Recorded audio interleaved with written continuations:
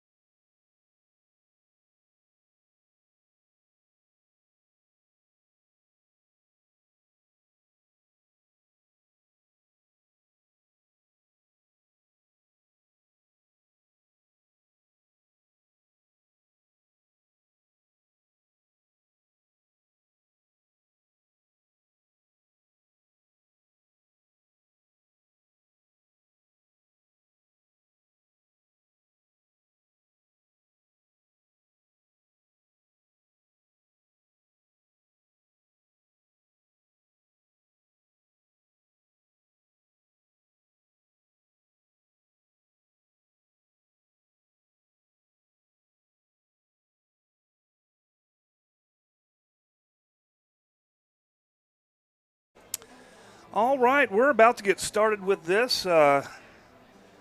Next week we should have the pregame show like we did pre-COVID. This week we got a couple of our announcers out. Of course, the Mr. Dooley and the Mr. Bass are out tonight with illnesses. And so shortly, Mr. Johnson will join myself, the Crowder, and we will get this game going on. So I've had a lot of questions about this game. And when I do put the scoreboard on, it's going to have more questions. We're going to have Choctaw, sure. We're playing Beacon Hill, Virginia, and as far as I can tell, their mascot is the Homeschoolers. And so there's not a lot known about this. I've done a lot of research, and all my research led to questions. What I do know is they drove in, and they spent the night at the wonderful hotel in Choctaw, Oklahoma, and had a nice night of sleep. Probably had a hearty breakfast, and they're out here now. And we'll see what we see, and we'll see what we got going on. What I know is one of the keys for the game for both teams is heat health. This is week 0. We're getting this stuff going on here. Mr. Johnson's joining me right now.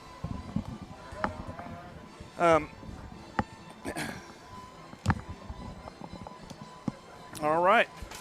I'll let him get his horn on and see if the volume. How bad is the volume? Check. 1 2 1 2. Is it too loud? Sounds good to me. All right. What I was talking about, one of the keys of the game is heat health. That means staying healthy in this heat. It was actually a very cool day in Choctaw, Oklahoma. I think the high was like 93. Yeah, only 93 in late August. That's not too bad. That's not too bad. We've had worse. Although, that's not too bad if you're from Oklahoma. It might be kind of bad if you're from Virginia. That's going to be a real interesting thing to watch tonight, is how this team from Virginia holds up throughout the whole game. Right. It's kind of a new ball game when you're in Oklahoma on artificial turf, where the artificial turf probably is scoring around 120 right now. Yep. We've got, it looks like feels like temperature of 93 degrees. Well, in the booth, unfortunately, it feels like 200. Yeah. The AC's not working so good, so I can't brag about the luxury booth in the sky tonight. Oh, well, we got the fan working. We got the windows open. Yeah. It's a good night for and we'll get all the football environment, which I'm so excited to be back here. Oh, it's just been a buzz around the school all day. The kids have been excited. A little extra excitement today. And I think everybody's ready to kick this thing off and see what we can build on from last year. Well, and one of the things I'm really, really excited about, and a lot of people, they're talking quarterback, they're talking wide receivers, they're talking this and this. I'm excited about 5 people, and actually it's more like 6 people here. But we got Cade McConnell, Sr., Aaron McCaffrey, Sr., Alton Robertson, Sr., Cage Butler, Sr., Brody Hoffman, Jr., Gabe Gaines, Jr. And that's your starting +1 offensive line. That's powerful. That's what you want. That is a veteran offensive line that's been working together.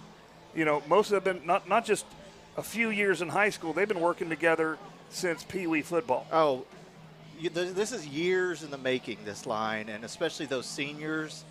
They have been playing together, like you said, since Little League, all the way coming up through the middle school ranks, freshman ball, and I see them walking out onto the field right now.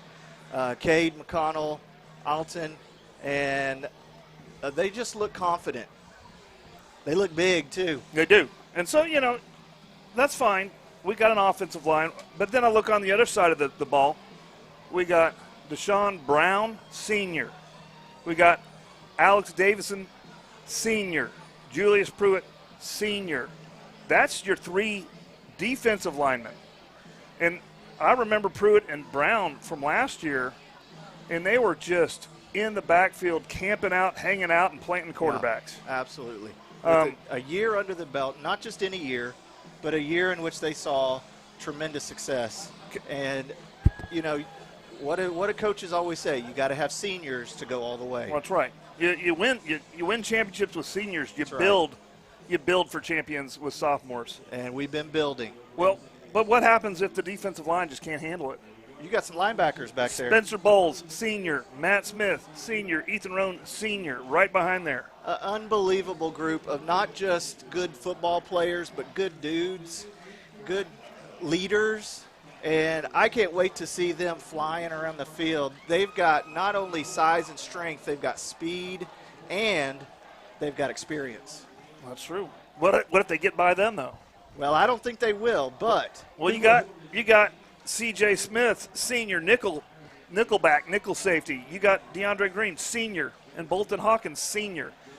All that leadership. And you know, there's people behind them that are just fine. They're great. Absolutely. But all that leadership, all that experience on this field, and this is not a key to tonight. This is a key to this whole year.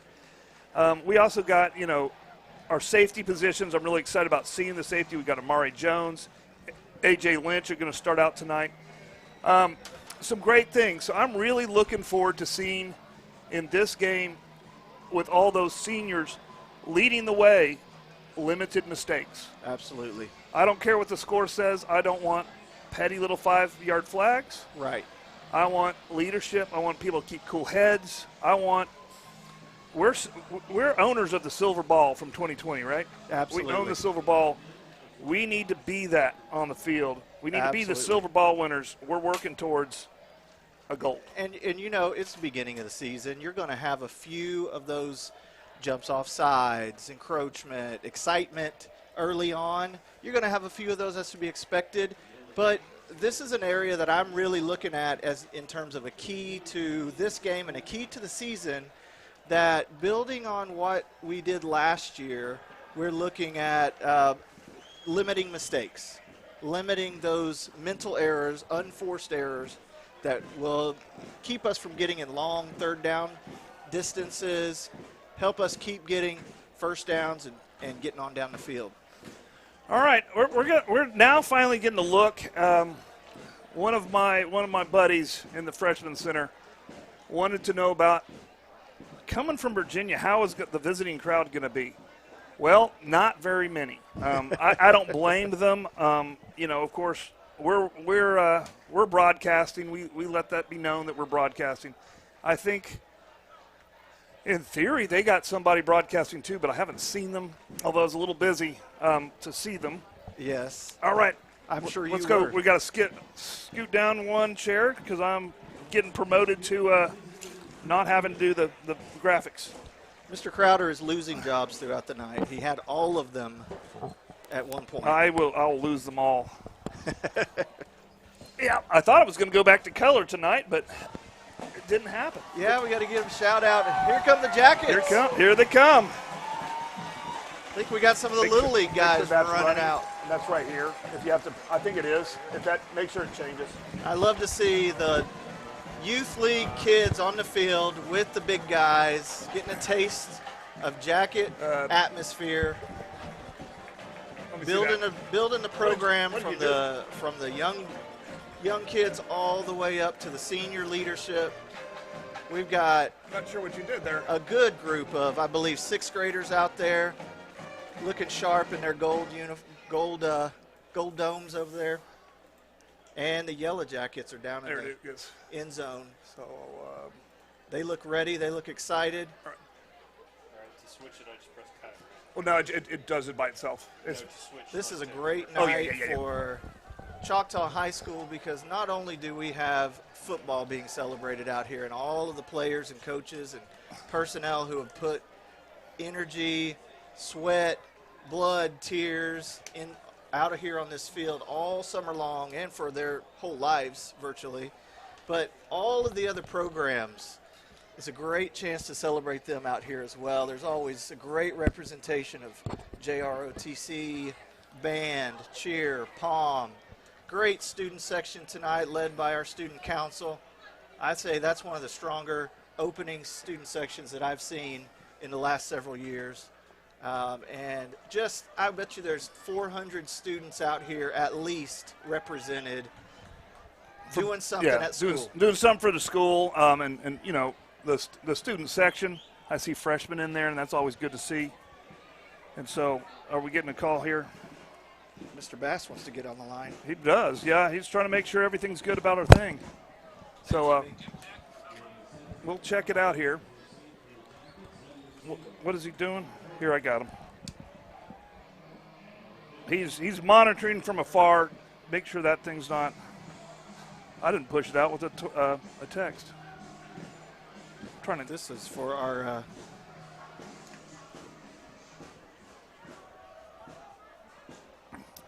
Oh, is it? I hope so. Yeah. Well, we'll find out if it is. All right. Get the ball on the tee out there. We might be talking about the crooked camera, which I might try to fix in just a second. It is a little crooked, isn't it?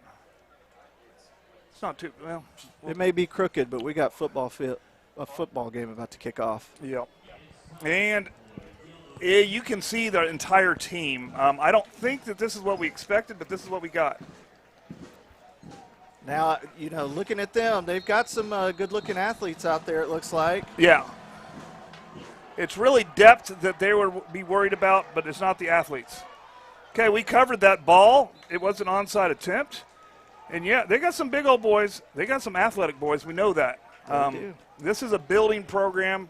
It says blank, but we don't have that in our database. No. Second week of school, I didn't have time to program it in. So we're doing the best we can. We're out here having fun too. We are. You know, there's a chance to fumble the ball, but we jump on it. We keep our heads, keep our cool, and start the ball out here. It looks like about the 29. And Steele's going to go to work with an empty set. Little motion there, and just a pitch to Ray. And he looks like he hit the edge, and he's going to get a first and then some. There's that line coming into play. Look down there with Ray, and you've got 71. You've got big hogs down there running with him. That means when the offensive linemen are down there blocking, that's going to equal good yardage. Johnson, call it. I'm going to try to get this camera straightened out because it looks like they're running uphill. We're coming out with looks like 5 wides, and Steele's going to throw the ball out in the flat again to Ray, and he's made a couple guys miss and brought down at the 50-yard line. That's going to be a gain of about 5, brought down by a couple of what are their mascot? I don't even know their mascot, but another good catch and throw. I think we're going to hear that combo a lot throughout this season. Steele Wassel to Latrell Ray, and that's going to be a winning combo for us. Now we've got 3 up top and 1 at the bottom, and we've got a handoff here, and that looks like R.J. Jackson rumbling and bumbling down there, and he's going to carry guys down to about, looks like the 23 or 24-yard line. We did not expect to see him in the backfield, but he is athletic, he is quick-footed, and RJ is going to get the ball, it looks like, a little bit on the carry. Is. All right, this puts us in great field position to go ahead and punch it in. There we go. That's Ray. He's got some blockers, and he just cuts up in there and hits that little bitty hole, and that looks like he's going to get all of 7 yards. And that's Cage Butler out there. I think that's Chip out there getting a block on the edge for Latrell to break up under and I think that yardage. I think that was an outside run, but the hole was inside, and he just punched it in. Good read. Yep. All right, it's a little bit of a tight set. Wassel back, and he's going to roll right. He's looking, and he throws. It caught. Touchdown, Yellow Jackets! Just like that, and that was Lamarion Curry, and that was from the H-back spot. Lamarion Curry with the first score of the game. We do have some laundry on the field there, Mr. Uh-oh. And it looks like that's going to get called back on us. Usually in the holding area. So I'm going to have to erase. That's why we use pencil, unfortunately. Going to have to erase the credit. You know, that may be a penalty calling this back. But what I liked out of that play was Steele was looking deep. he had a man deep, but he was covered up. So he checked That's down right. to his underneath receiver, who was open, and he threw that right on the numbers. Right, and that's his eyes, his intelligence, his eyes. That's really, he's got the physicality, but that's really what I'm looking forward to seeing, where he's making those reads quick and hitting the right man. Other than apparently a hold, that would have been 6 points right there. It looks like we got kind of that quad set to the right, to the bottom of your screen. Steal ball by himself. Just a little bitty hitch pass. And out of bounds. And they're going to call a horse collar on them, and that's going to get us back to yards and back to play. And I think that's Jack Burchett's first reception of the game. Is that of the Jack season. Burchett? Number 4. He figures Yes, to he be is. a big part of the offense this year. Yeah, you didn't see it. I made you a present. Oh, man. Yeah, All kinds of good resources. yeah. I was working hard after school. Love it. I didn't get to go home for very long. All right, so that will bring up a first and what are they going to call it? Oh, they're just going to call it a first down and reset. They called that a personal foul. Yeah, it was a 15-yard horse collar. So it's going to be first and 10 on the 14. And here we go in motion. So basically a two-back set, and they're going to just run right up the middle.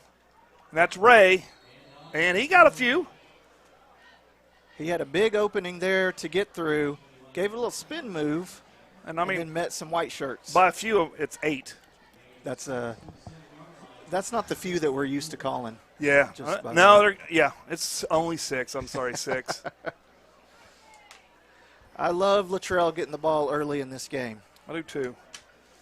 All right, we got trips left. Ray in the backfield. Steele rolls right, left, and touchdown. Yellow Jackets, no flag. And that goes to R.J. Jackson. All right, pretty good. Just one mistake on that, and sometimes those holds you just get, you're blocking and you just kind of.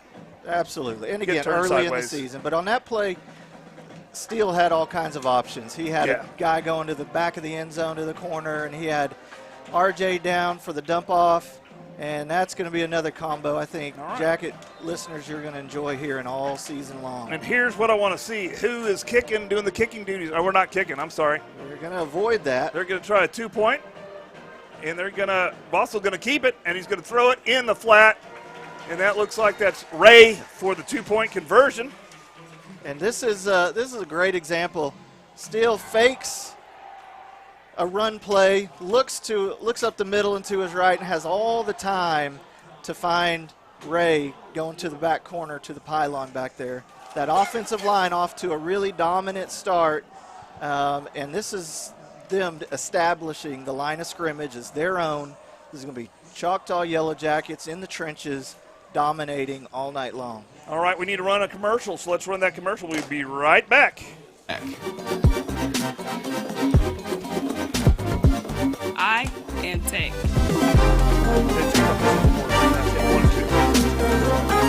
I am Tech. I am Tech. I like this one better. We are Tech. Just no more. That's it. All right, we're back, and we have a lot of our sponsors from before. We got a couple new commercials, so I look forward to you guys looking at those. But it's about time for the Jackets to go on defense as we kick this off, and it looks like the kicking duties is 35, and I think it sure is Yowzy. Hero of last year's Stillwater game. He is the hero, yeah, and so I'm glad to see that Yowzy is back in business. And business is good so far tonight with 9:26 left in the first quarter. And he's going to hit a high one, and they're going to get it on about the 14, and he can move. Pretty good special teams play from the homeschoolers. And there's a tackle by number 13, Will Smith, on the play, sophomore. So we're going to get to see a lot of the youth out here tonight. And there they are showing up on the special teams, making a sure tackle. Right. And so that's a good deal, and we're going to get lined up. And look at that defensive line down there. That's a good-looking bunch. That's a good-looking bunch. Yeah, I mean, everybody's got some good feelings. I have a good feeling every year, but, man, I got a real good feeling about this team. Let's see here. Let's see what they got. Looks like they're in a they got a tie. Do they got a tight end? They do not. They do not. They got a twin set, single back. And we're hungry. We're excited. Yeah. There was just a little handoff, and, yeah. Number 20. Yeah, Matt Smith with that tackle, but that was a race. From the nose tackle, from the interior line, busted straight through with quickness there. And that wasn't a blitz. That was just your front three. Yep, whipping the. I think we got a fourth coming up, so maybe a one-man blitz, but that's what you want. You want a four-man front to go against five. All right, this is a tough place for the homeschoolers to be in, and there's going to be a false start here. It's like we were a little off on the cadence there. Well, this is their first game too. This is a really tough spot for a team to be in if you're. Well, I mean, Beacon Hill. Of course, all of our audience are used to Oklahoma football. Oklahoma football is kind of the real deal. 6A football is kind of a big deal. And Choctaw, if you haven't noticed, we're number 2 in the state right now, which I would disagree with. But we have an opportunity coming up in a few weeks to prove that. Big game. Yep. One might even say the Bigsby game. that might be said. Uh-oh. He bobbled the ball. We're back in the backfield, and it looks like Julius Pruitt was the first to get the sack. There's Deshaun Brown back there too. Yeah. That front four is feasting. Unfortunately, so when I was doing my research, this is what I was kind of worried about. They got athletes, but they're a little undersized on the line. You know, the line is probably, one of the most underrated but most important parts of your football team. Right, and we just happen to be really strong on both ends of our line this year. I don't know how Coach did it, but he really, wow, we got the line, I tell you that much. All right, 3rd and a mile. And that's a nice little fade route, a good little throw, and it's bobbled, caught, but out of bounds. So you can see that quarterback had he had some touch. He did, and I think that's a little insight into what their game plan can be with the size on that outside with number 2 there. Looks like a strong receiver. Soft hands to juggle that, but bring it in. Right.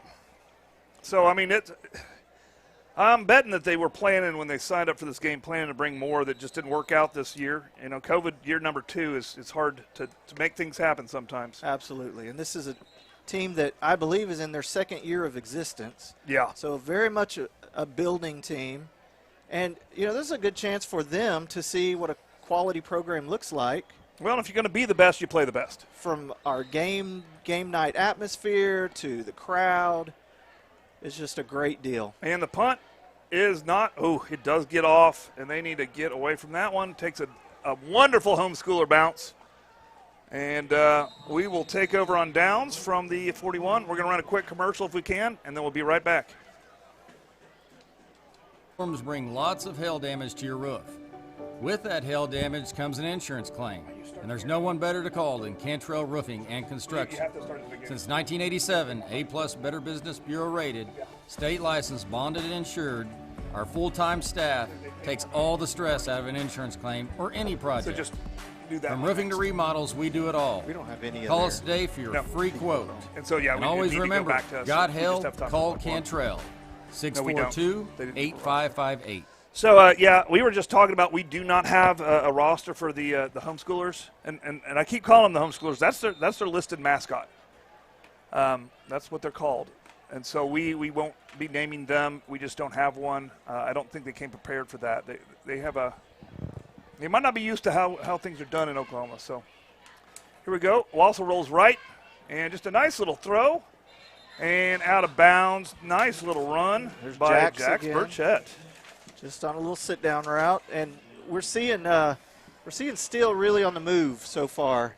He's rolled out to the right twice, ended up with completion. Well, yeah, twice, and rolled out to the left once. So I think we like Steele using those legs to get outside the pocket. Right, and I think Coach is going to call all kinds of plays just to kind of work on that. And that's just a handoff, and that is to 25. And he's going to get almost all the way down to the 20. And that is, was that 25 or 26? That was 25. 25. So R.J. Jackson's doing a little bit of carrying. Yep, and there's Aaron McCaffrey leading the way on the blocking, along with Cade McConnell getting downfield, opening up. Was that 25? 26. All right. Okay.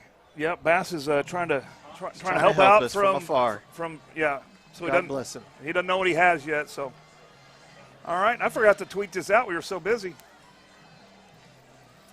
So we tweeted it out now. So if you didn't miss it, but yeah, I really, I don't know what you were expecting to see out here, Mr. Crowder, but bringing RJ out of the backfield gives a wrinkle that is going to be awfully hard to stop. You got size up front, you've got size in the backfield now, and you really do have a thunder and lightning attack with Latrell and with his speed and quickness and juke ability, spin ability. And RJ's got the quick feet, can change directions, but he'll just run right over you too. right. And well, that's the true thing of the spread. The spread, especially if you go back to the Oregon days, the Kelly Oregon spread, all that was the wishbone where you have several backs, except for spread all out. And so you got, just because you're a wide receiver doesn't mean you're not a running back. Absolutely. All right, we got a little stack, and I mean, look at the size of RJ's just grown. I thought it was big last year. And we're just going to hand it up. That's Ray, and he's going to take one little cut, and touchdown, Yellow Jackets. And shout out to the guards there. That's a between the guard run where those guys, McCaffrey and Brown, yeah, they're just getting a hold of their defensive linemen and turning them. And that was a hole wide enough for drive a Ford truck through. So, yeah, Robertson, McCaffrey. I think that was Robertson, McCaffrey. Right, yes. McConnell was in there to. What's going on? Now we've got a handoff.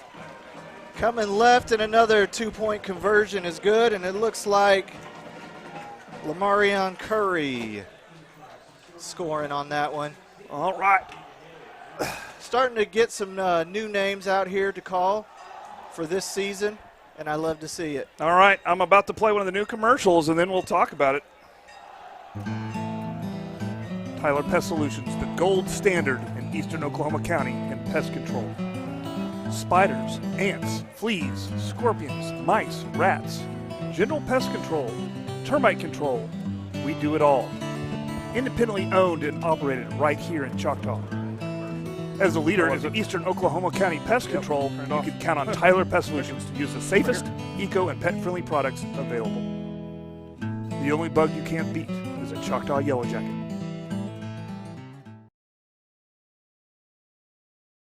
All right, we're back. And I'm hoping that was our new commercial. Yeah, that was All right, we just shot that commercial, and we'll talk a little bit about it when we talk about our sponsors. You know, looking up and down the sideline, we've got some new coaches out there too this year. We do. Bringing some new energy. We've got Coach Jones out there, first-year teacher, coach, coming out of UCO, former player. And he came off the field helping Coach Dal Nichols, who, of course, is not new. Right.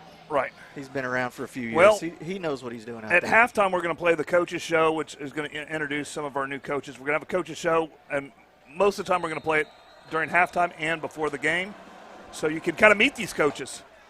And that's just a little pooch kick, and it hits, and it rolls out of bounds, drawing some laundry. I'm not sure number 12 really wanted any part of that. No. Well, wisely let it go out of bounds, but you do have to cover it up. You do have to cover it up, but so they're going to go out to the 35, and let's see. This is a tough coaching job. Last possession didn't go so well. And you know, it doesn't, you know, the way football works, you can have the best athletes in the world, but you got to win the line. If you don't win the line, That's right. nobody gets to play. And I know our linemen, they're not going to let anybody win the line. So That's right. they're going to have to fight. And so we'll see what they made some adjustments here and see what the homeschoolers can do. Beacon Hill. No, Beacon Hill's story is crazy. They're going to play in North Carolina. They're going to play in Maryland. They're going to play in New York. They're going to play in Tennessee. That's an unbelievable schedule. It's like 6 different states. And the little pitch, they get it off, but Deshaun nearly intercepted that in the backfield. Yes, he did. And I think the credit of the tackle is going to go to Matt Smith, but there was all kinds of jackets around there. Matt Smith showing out here. We down there, right there, lined up across from the ball.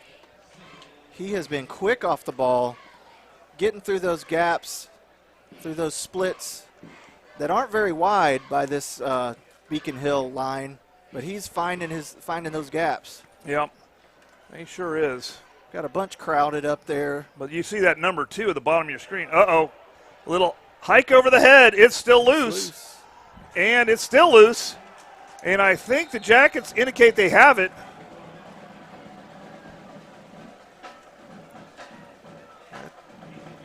Looks like. Nope, Beacon Hill maintains possession. But that is a huge loss. Let's see, that's 10, 20, 25-yard loss on that fumble. It's going to be, wow. Let's just call it 3rd and 35 is what they're going to call it. We talked about Matt Smith coming up the middle from that nose guard position. He's Mike. He's a Mike. Oh, he's a Mike. Yeah, but see, he's lining up right by that nose guard. Right up there. That's causing a little bit of high snaps, I think, from the center. Yes. And that's the second high snap that we've seen the quarterback have to deal with.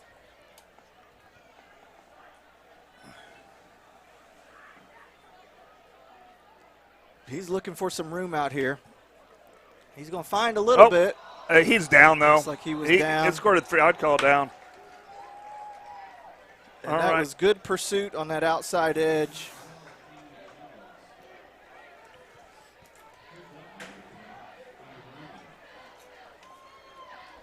This is going to be a game for, the defense to really have to work on their discipline.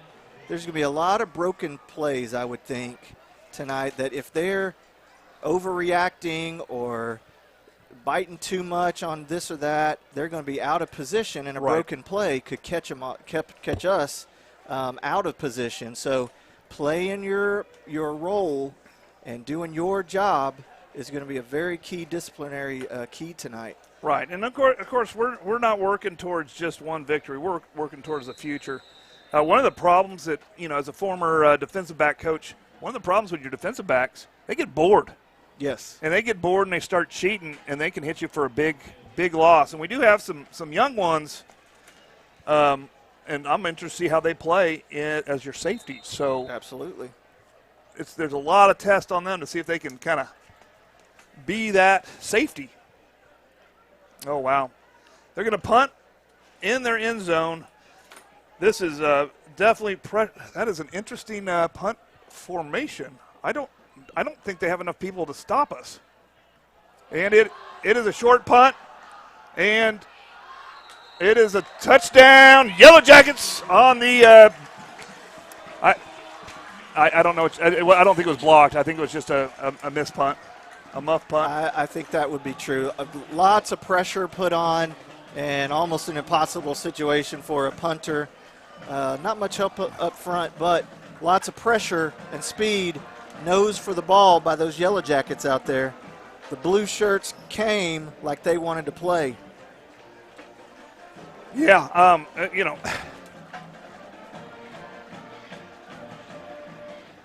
Here we are lined up for another, we're going to try the extra point here. Steele's coming off, and Yowzy's going to get his first attempt of the new season. Okay, good. And we're just playing our game. We're not running up the score. We're just playing our game. This is going to be, this is some of the toughest games to coach. This is some of the tougher games to call.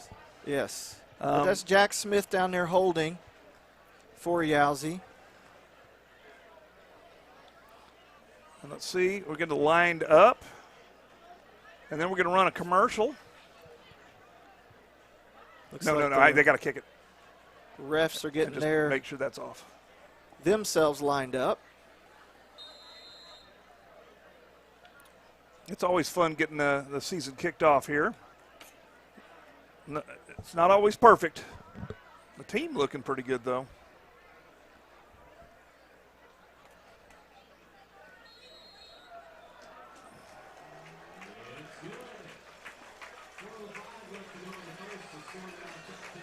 Tommy Yowzy is 1 for 1 on extra points this year. Nice. We're going to run that commercial. We'll be right back. Hi, I'm Stan with SWM & Sons. We've been building in the eastern Oklahoma County area since 1982.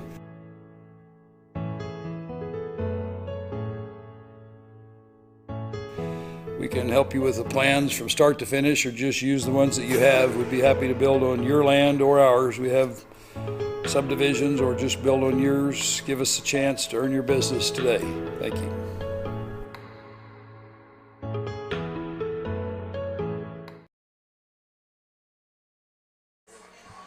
All right, we're back.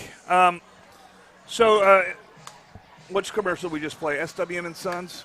Okay, we got a lot of our sponsors back. Great sponsors. We should have seen EOC Tech, Tyler's Pest Solution, and SWM and Sons. Tyler's Pest Solution, new commercial. We actually went out to his place right there on 23rd, and he showed us around, and he showed us his chemicals. And, he's proud of the chemicals he uses because he uses the most modern chemicals available, which are environmental friendly and pet friendly and children friendly. So it's the kind of thing he uses, the thing that kills the bugs, but doesn't kill your dog, which is very, very important. Yes. And so it's safe to be around. And if you're worried about it, he knows the answers, and you just ask him questions on do I need to stay? He'll answer. And I got to meet his dog that was in the commercial, a really cool border collie. And you learn a lot about a man by his dog. And that dog just adored this man and was so well trained and behaved. That does not surprise me. You kind of know that this man knows his business. Of course, he's local. He's a Choctaw guy. There you go. And he's been there. He's been there with a lot of you guys. He's been there for the Ophir seasons, and he's excited for the Ophir seasons as well as this season. So we're glad that he is with us and 100% behind your jackets. Absolutely. Great sponsor, not only of Jackets TV, but of this whole community. Now, he did tell me that it is illegal to treat for referees. That's a good point to bring up. He does not have any chemicals, nor will he help me deal with the referee problem that we sometimes have. Gotcha. Can he take yellow flags out of the grass? Can he do anything about? I think he's working on that. I don't know. Treat the yard for yellow flags at all? I mean, if that product comes out, he's up to date. He's current. He's always getting that that better. Always looking for that better product that's safer for everybody. Yep, I'm sure he is. There's no doubt. Okay, so did you turn this off for the commercial? Yeah. So apparently we're having some kind of problem with our equipment with turning off the audio. So I'm gonna have to check some stuff next commercial. We might be having some camera problems where the camera's leaking audio. Oh dear. It shouldn't be happening. So I guess we're just gonna have to be quiet during the commercial. We can do that. That's hard. That's a nice looking coverage. Oh my, it is intercepted, but yeah, you're not going to get a pass interference. That's beautiful, beautiful Tremendous coverage. on Who was that young man? Running step for step. What is his number? What are they calling 20. here? Are they calling that a catch? 5. Or are they calling an interception? They ruled it what? If they're calling that a catch. They called that a catch. Okay. Then I'm patting our defensive back on the back for great coverage. First of all, I thought that the ball went to the turf and no one came down with it, but that's what I saw too. You know what? Throw some charity. That's fine. I see the scoreboard. That was a 50-50 ball thrown up in the air, our defensive back got his hands on the ball and had as much chance to catch that ball. Okay. I want to test something real quick while we're doing this mess. Turn that off and see if we can still hear us.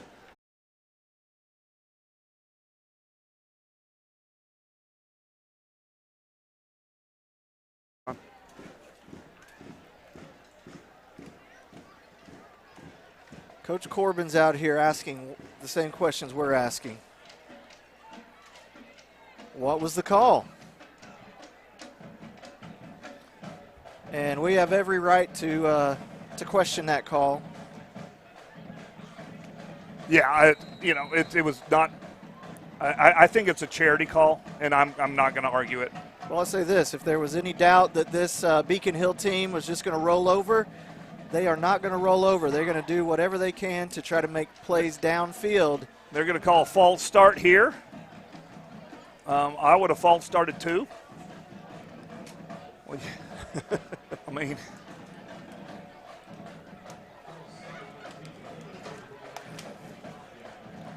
all right. Let's see if my lull in conversation is because I'm making sure if I need to fix something. This is going to be good for film. Let's put some defense getting their backs up against the end zone. Here's number 1 with the pass. Okay. And I'm going to go check and see. I think one of our camera audios is on. Gotcha. We had on that play a pass interference on that play, and that's number 10, Amari Jones, coming in a little bit early on a pass that was over the head and clearly untouchable. There we got to see a little bit of what this Beacon Hill team will want to try to do, which is get the ball out of the hands of the quarterback as quickly as possible to their size on the outside. And number 2 is going to be their primary target, big-bodied guy who has really good hands. This is going to move the ball all the way down to the 20. So this will be a first down and 10. And here the defense has a chance to have their backs up against the wall. Good. A little bit of pressure. Good. That's great Let's see for what them. they can do. Yeah. Let's see how that line handles it. And there's a handoff up the middle. And their running back finds a little bit of a hole. And there's 56.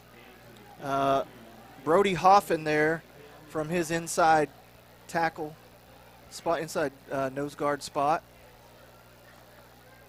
Bringing him down by the feet. And we've got twins on each side. A lot of pressure coming. Fumble. Hit and a fumble. And they covered it up, fortunately, for them. Beacon Hill with the recovery. But that's the kind of pressure off the edge that we're going to expect to see a lot of from our quickness. And this rotation in and out of substitutes is something that Choctaw is going to really see as an advantage this year with some depth. Guys able to come in, especially in 90-degree heat, to give their teammates a break so that they're fresh and can give 100% every time and stay healthy, by the way. Got another penalty or another something whistle and a sub out of one of their linemen. Yeah, might have been equipment. And he just felt the heat, I believe, over on the sideline. Yeah, it is pretty warm, and they don't have a lot of subs. This is what's going to challenge Beacon Hill. Is not only are these big boys playing offensive line, but they got to turn around and play some defensive line too. Yeah, at points, and that asks a lot of a young man. All right, 2:37 left in the quarter here. 23-0. The Beacon Hill knocking at the door. High snap. Quarterback's going to have to roll out, and he's going to be sacked for a pretty bad loss. It looks like C.J. Smith coming off the edge that time. Yep. Showing his speed to give that quarterback every bit of pressure he could. slinging him to the ground. Yeah, unfortunately, the problem with any kind of bad snap is that costs you timing, and we're on them. The way to beat a line like ours, the way to beat the pressure, is quick. 1 second, 2 second plays: grab, throw, grab, yep. Toss. You could, with a bad snap like that, you can't even set up a screen. And to be fair, you're the center, you're facing all that stuff. It is hard to get a good snap every time. Absolutely. When you know what's coming, because you got to snap the ball, and you can't just sit there. You got to actually make a block, or there's no point in the play. And then from the quarterback's perspective, your eyes need to be on that ball coming back from the center. But when you've got a heavy rush coming, you're also keeping your eyes looking for where am I going to get hit from, and taking that hit as protected as you possibly can. So in that last play, the ball wasn't terribly snapped, but it looked like the eyes of the quarterback were looking down at the blue shirts, trying to see who he needs to try to avoid. So this game, which is complicated to begin with, is all the more complicated for this Beacon Hill team. That is correct. So let's go over, I think we need to just go over some of our sponsors real quick. We do have EOC Tech, SWM and Sons, McConnell's Wrecker Service, Middell's Vision Source, Tyler's Pest Solution, Tracy Gaspera, DDS, Cantrell's Roofing, Dave's Driving School, and Raising Cane's, I think, are all with us again. Week 0, we're still finalizing the details. I think we might have some more advertisers out there. Absolutely. So we sure appreciate it. Yeah, it doesn't happen without them. This is not a cheap business. All right. Looking at a long fourth snap. down play. And there's that screen that we talked about. And it unfortunately doesn't go anywhere because the line rushed, but the linebackers stayed at home, and they were right there. And good try. There's A.J. Lynch in on the play. And so, the defensive goal, I think this whole week, I don't have inside information on this, but they want to pitch a shutout. Absolutely. Let me bring something up here. Deshaun Brown put a lot of pressure on that quarterback, knocks him to the ground just as he releases the ball. Right. The quarterback falls to the ground. What did Deshaun do after the play? Helped him back up. That's right. Gave him a hand, helped him back up. I like that. That's sportsmanship. Yeah. He's been in the back. He lives in the backfield. He needs to be nice to the guy he's going to hang out with all week. He's cool with that. Absolutely. Oh, good pull down. He was not open. He throws deep to an open man, and it just off his hands. That was Curry. Just didn't quite hold it in. But what a read. He was worried about that screen getting jumped. Yep. And he looked deep, and he had an open man. So, you know what? Curry's going to have nightmares about that one tonight. That's why they make the rewind button, right? That's Just right. Rewind it and then do it again. Give it a try. The wide receiver coach will talk to him about his hand positioning on that catch. He's talking to himself about it already. He already knows. He already knows. That's okay. It's hard to be focused. It's hard for me to focus looking at that sideline. We expected more than that to show up, but there's Curry in motion. And that's just Ray, just up the middle, nice-looking run. That line just pushing away. And are they going to give him that first? It looks like he's got the yardage for the first down. I would give him the first because if it's not that, it's an inch. So we're down, but quick to the line here. Yep, before the sticks get there. Just a little screen off there to Jax. So Burchett, I think, got another first down or close to it. That looks like about 8 yards.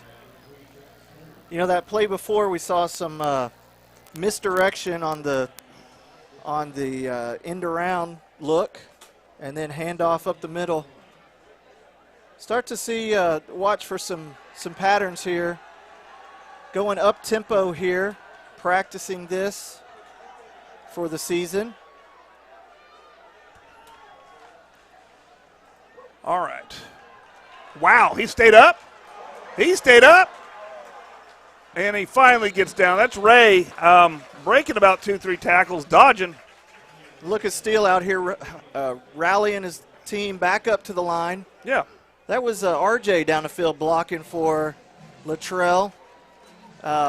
Good hold inside by the main offensive line. And I think from the tight end position, RJ finds his way down the field to help Luttrell get every yard that he could on that one. Yeah, I think this team is definitely focused. They got a one mindset here. Nice little open man, and it's going to be touchdown, Yellow Jackets. Is that Curry getting to have some redemption? But number 2, Lamarion Curry. That's our man. He got his hands right that time. Yes, like I said, he doesn't need anybody to tell him what to do. He knows what he did. He knows what to do. And he fixed it. Absolutely. That's a good feeling to be able to make up from that. He feels terrible about dropping that ball earlier, and so to be able to make up for it is a good feeling. Well, in the same possession, right? And look at his coach down here showing him, yeah, here's where your hands are supposed to be. Coach Jones down there coaching him up. Yeah. Uh-oh. Laundry time. And there's a little bit of motion. Just a little bit of motion.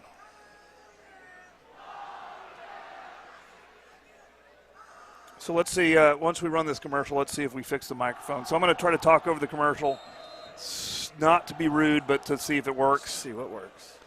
Maybe do a poem. It's our first game, too. Yep. I don't know. Maybe, I don't know. I don't know what I'll talk about over the commercial. Hopefully you don't hear it.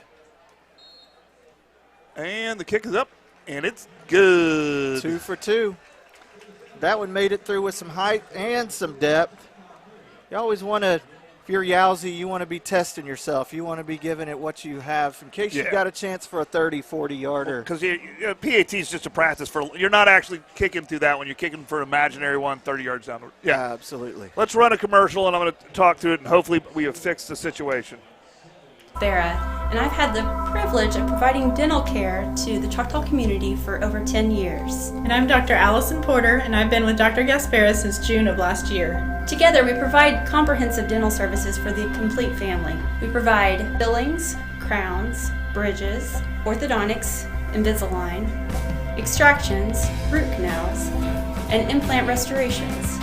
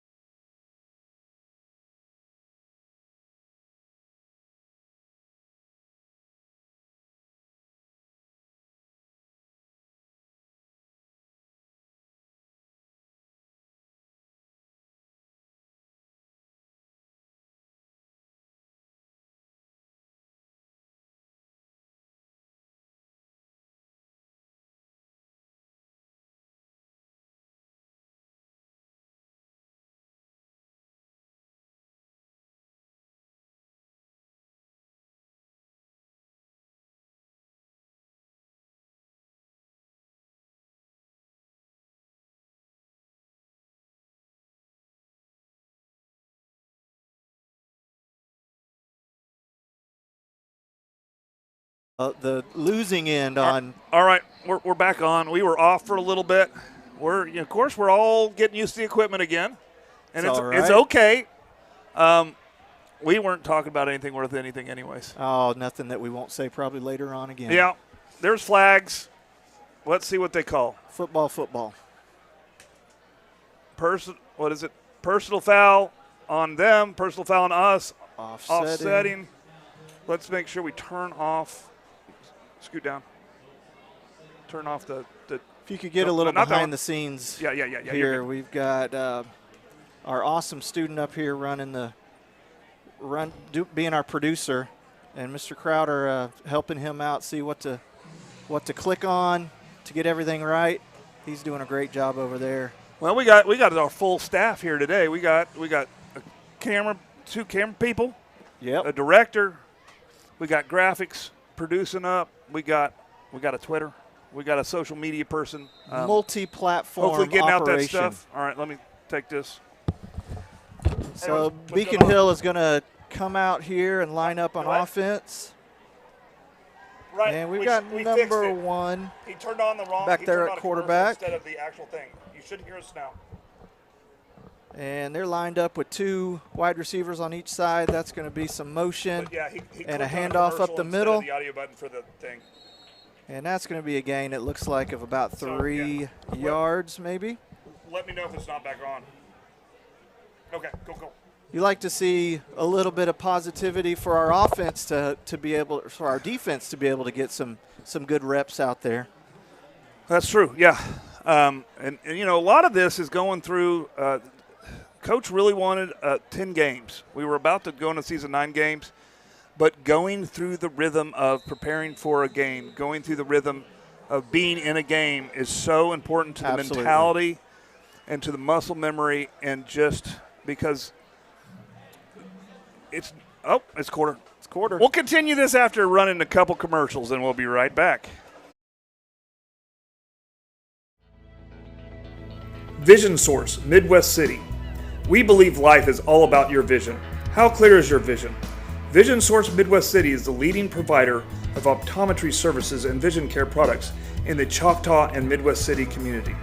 And we want to help you achieve and maintain a clear vision for years to come. Hi, I'm David Gleason, owner of Dave's Driving School. Hope you're enjoying the game or the match, whichever it might be, and we hope you keep us in mind for all your driver's education needs.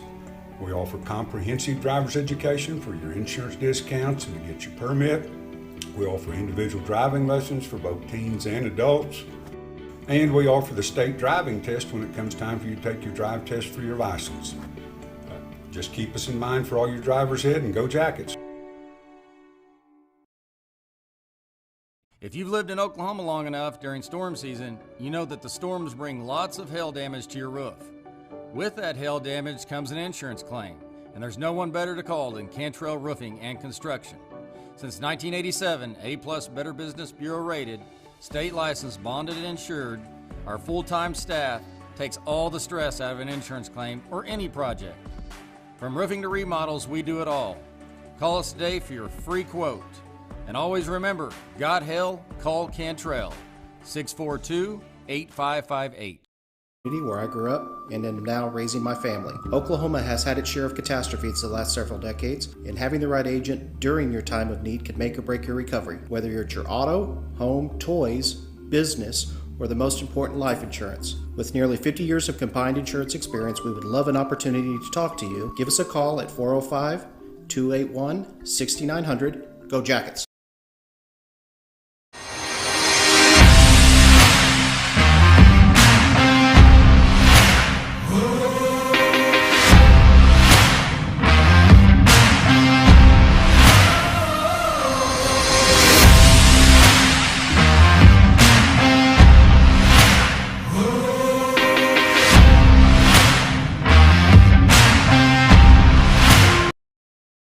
All right, we'll get the rest of that commercial in its entirety later. But we're back in business with second quarter. Here comes Beacon Hill. A little motion. And it's on the ground. We got it. Nope, it's still on the ground. They got it. Deshaun Brown had a great opportunity, and he knows it. Yep. And he missed it. No, it's our ball. Roan got it. Ethan Roan on the recovery. Well, and he strong-armed it because I saw a white shirt on it, and yes. he just got in there. So, I mean. Hey, that's football. That's football knowledge right there. That's your experience. Don't give up on a play. Don't stop. No. If the whistle hasn't blown, keep playing. Right. So, yeah. Here comes that offensive line again. It's done a great job of protecting Steele so far. And that's Cade McConnell, Aaron McCaffrey, Alton Robertson, Cage Butler, and Brody Hoffin is what I have listed here. If I'm wrong, let me know. And, a little pass back, and this is to one of the big boys, and he's going to rumble, bumble, and stumble, and he goes out of bounds, and he felt that touchdown, but he just went out of bounds. That's Cade McConnell with the tackle pass. That's all 6'7", 300 pounds. Oh, beautiful. Of senior lineman. And so if you're not aware, if you don't cover up the line by having a receiver on the line on the left side, that tackle is tackle eligible. Absolutely. And so the receivers didn't cover him up, and so he basically turned into a tackle tight end. So he is covered up this time. Yes, he is. I want to see that later on in the season for sure. Nice little rollout, and that looks like that's RJ, and he's going to fight his way to maybe the 3. Definitely a first down. And Steele was looking down in the end zone for number 4 there. Jax Burchett gave it some time, but he never quite came open, and there was RJ on the check down. Hit him right on the hands. So the nice thing about having some consistency and at least Corbin, there's some change in coaches, but Corbin, the language, these kids have been growing up with the same language, yes. the football language, and they all know the language, so that's not a language problem this early in the season. It's really established a culture of consistency. A little motion and timeout.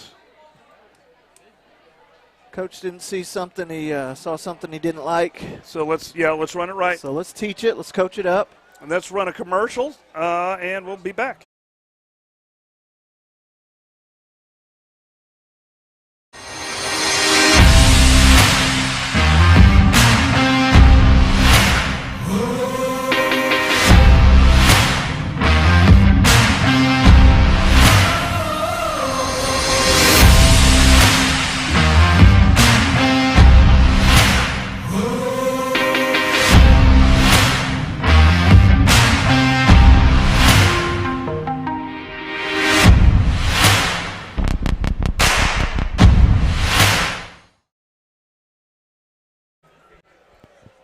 So what you just saw was the McConnell's Wrecker Service commercial. It was appropriate. And it's new. It's new, and I like that commercial. One of my favorite scenes is there's a scene where 3 trucks are just kind of rolling down the highway, and it makes me think of the time that I got on a wreck on the interstate in Texas, and how cool it was when I saw that tow truck rolling up where it just rescue. All of a sudden it just made you feel safe. Yes.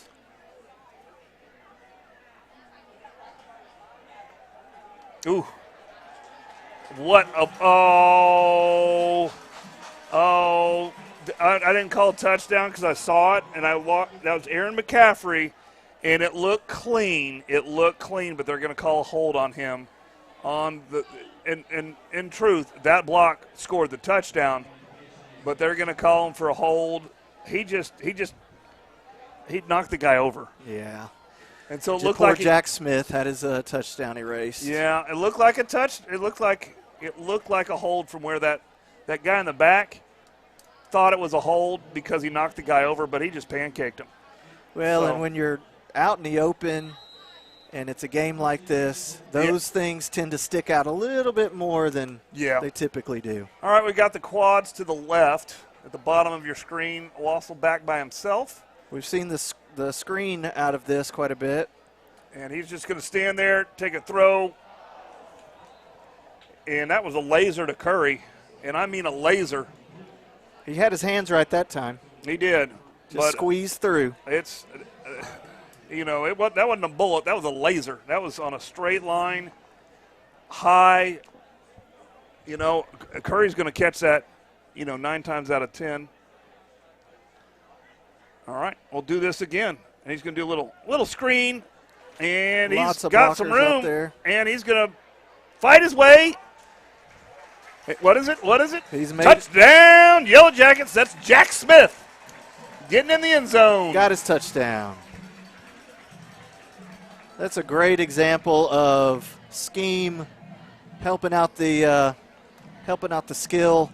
Those linemen releasing down the field, creating all kinds of room, and escort for Smith into the end zone. All right, good deal. And we're going to kick this through the hoops.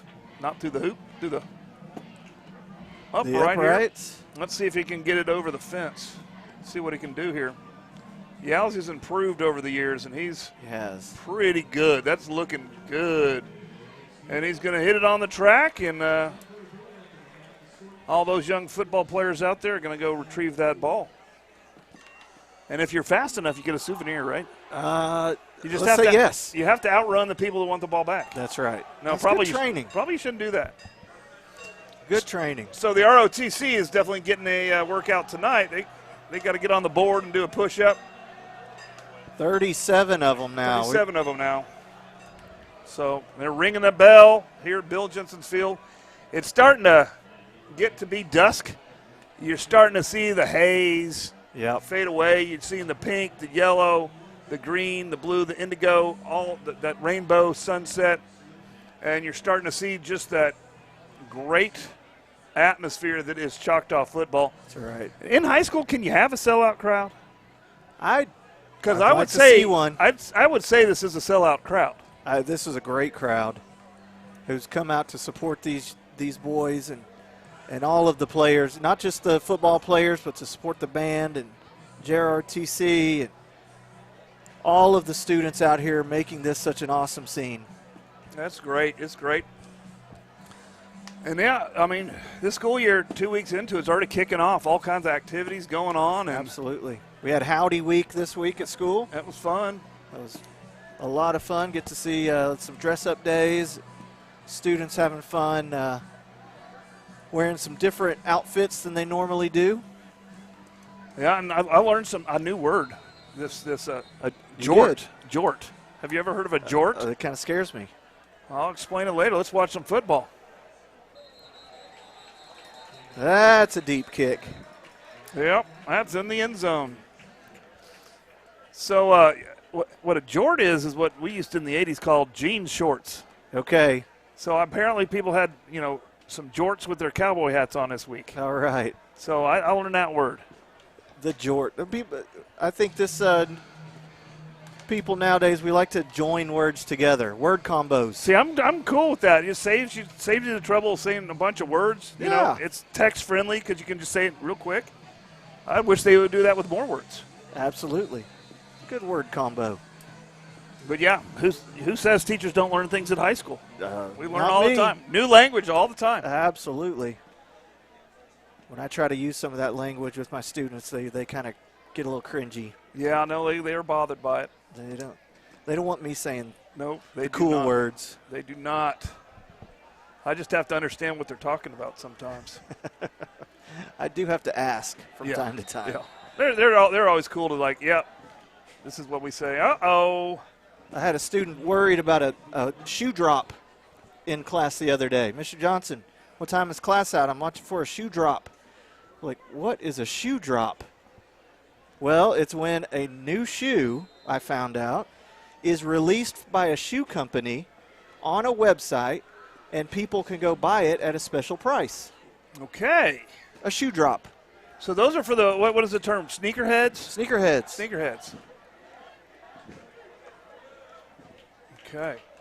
We should probably talk more about football. All right. We try to cover the globe with our commentary. Yeah. Here's a 2nd and long. But yeah, Now, next week, Choctaw's going to have an opportunity for a nice taste of some revenge.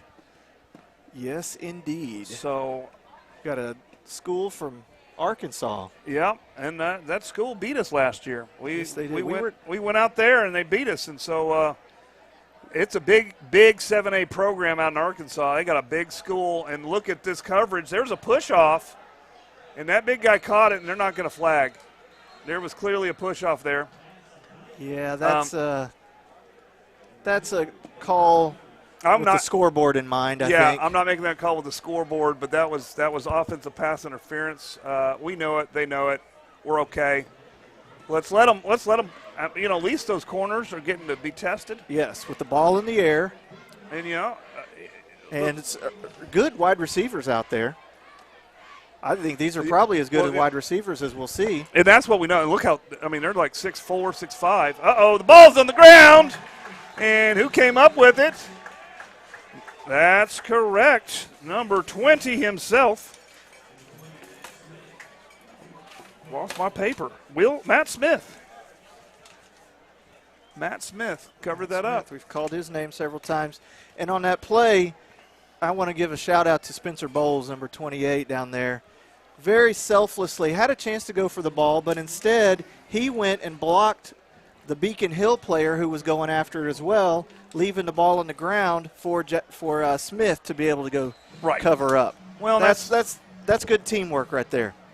Well, I think Spencer understands how to win games. That's a senior. Yeah, that's a senior. That's leadership. You do your job so someone else can do their job, and that was the right decision. All right, looks like Steele will go back to work here in empty. He's going to roll right. He's looking. He's got an open man, and he just out threw him just a little bit. Got a little excited there, I think, one that he'll like to have back. But, I mean, I don't think we can say anything more than Steele has been on target so far tonight. And that's one of those few that just had a little adrenaline behind it. Well, and part of this is practice. It's hot, and it's 37-0. Sometimes it's hard to go the same speed when the score gets that way. So maybe someone slowed down a little bit, maybe not. But it looked like a pretty good throw. But second down, let's go here. And just a little jet sweep. Gotta love a jet sweep. And out of bounds. Should be a first down. There was some extracurricular back here for blocking. So we'll see what's going on with that. But that was Jax Burchett on that jet sweep. And there was a lot of extra blocking, and I was watching the play and not the backfield, but there is a homeschooler down on the field. I see our longtime medical staff running out, Robert Polk. But I think been here for years. I would imagine they're going to call holding on that. And I don't know why there was contact still. The play was gone, so I would have to rewatch that. I'm going to actually rewatch that later so I can know about it. What time does that say right there? 9? No, on your screen. 9:10. Make a note of that at 9:10, second quarter, something happened. And I want to see what happened. I don't know if the camera was still with them because the play moved on.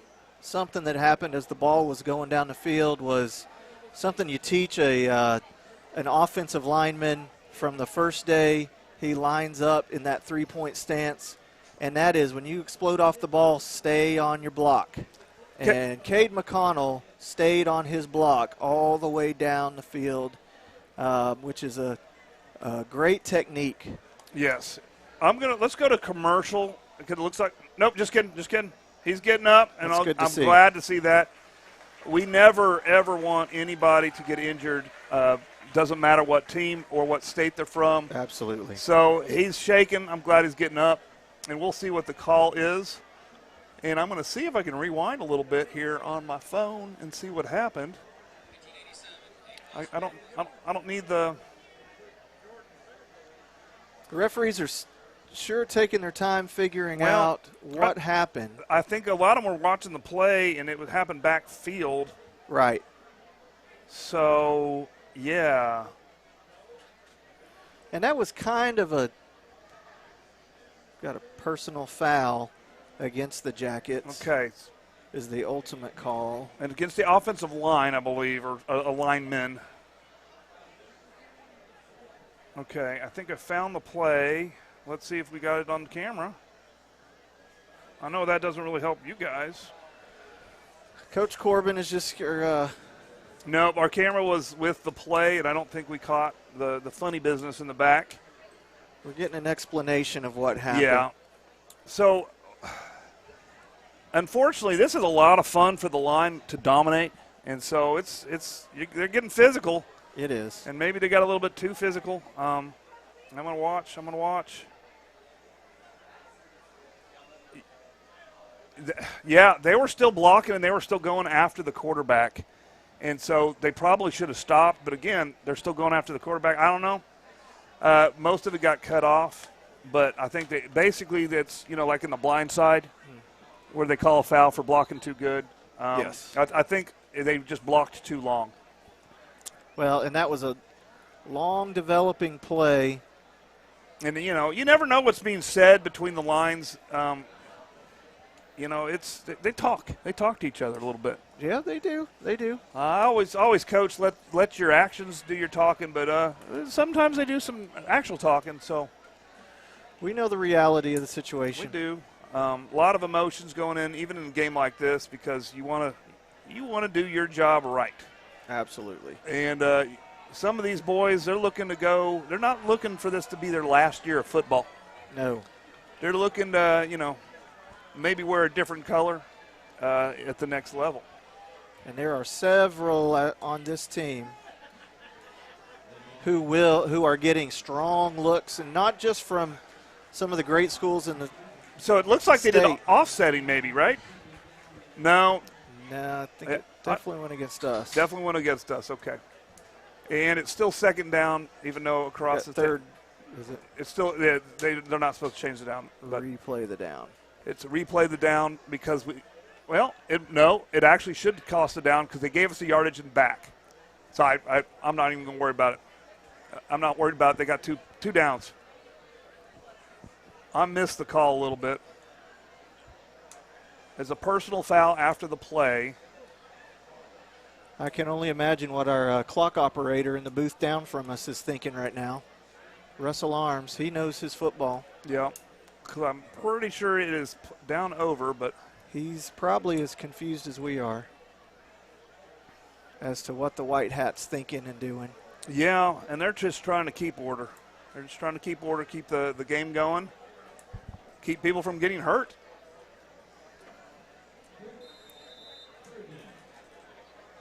And now we've got third down. Okay.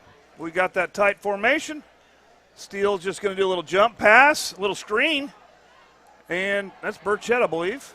Yep. And he's looking for it, and they stop him. I'd like to see the quickness of Burchett on that one in a tight space. Small, choppy steps to get away from the tackler. And he gains about 5 yards, yeah, 6 yards. Pretty good. And we got second and fourth, so I don't know. I don't know what they called. That's what it was. It was a first down, and then they took. It is what it is. All right. CJ Oh, Smith. wow. Nothing but air. And touchdown, Yellow Jackets. And that's C.J. Smith. He made it look easy. He needs to go thank his line because, man. Absolutely. Aaron McCaffrey in there. That was Brody Hoffman opening up that hole for him to run through like Emmitt Smith in the 90s. I think you could drive a whole Winnebago through that hole. He actually reminded me a little bit of Eric Dickerson running through there. Oh, yeah. Tall, long strides, great speed. And CJ also plays a little defense over there, too. I think he's got a sack on the night. Oh, man. Here's Yalzi trying to be perfect. And it's good. Not his prettiest. He won't be happy with that. No. But it was good. It's good. Let's roll some two commercials if we can. And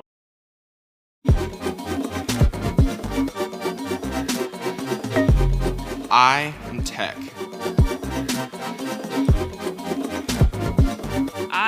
and Tech.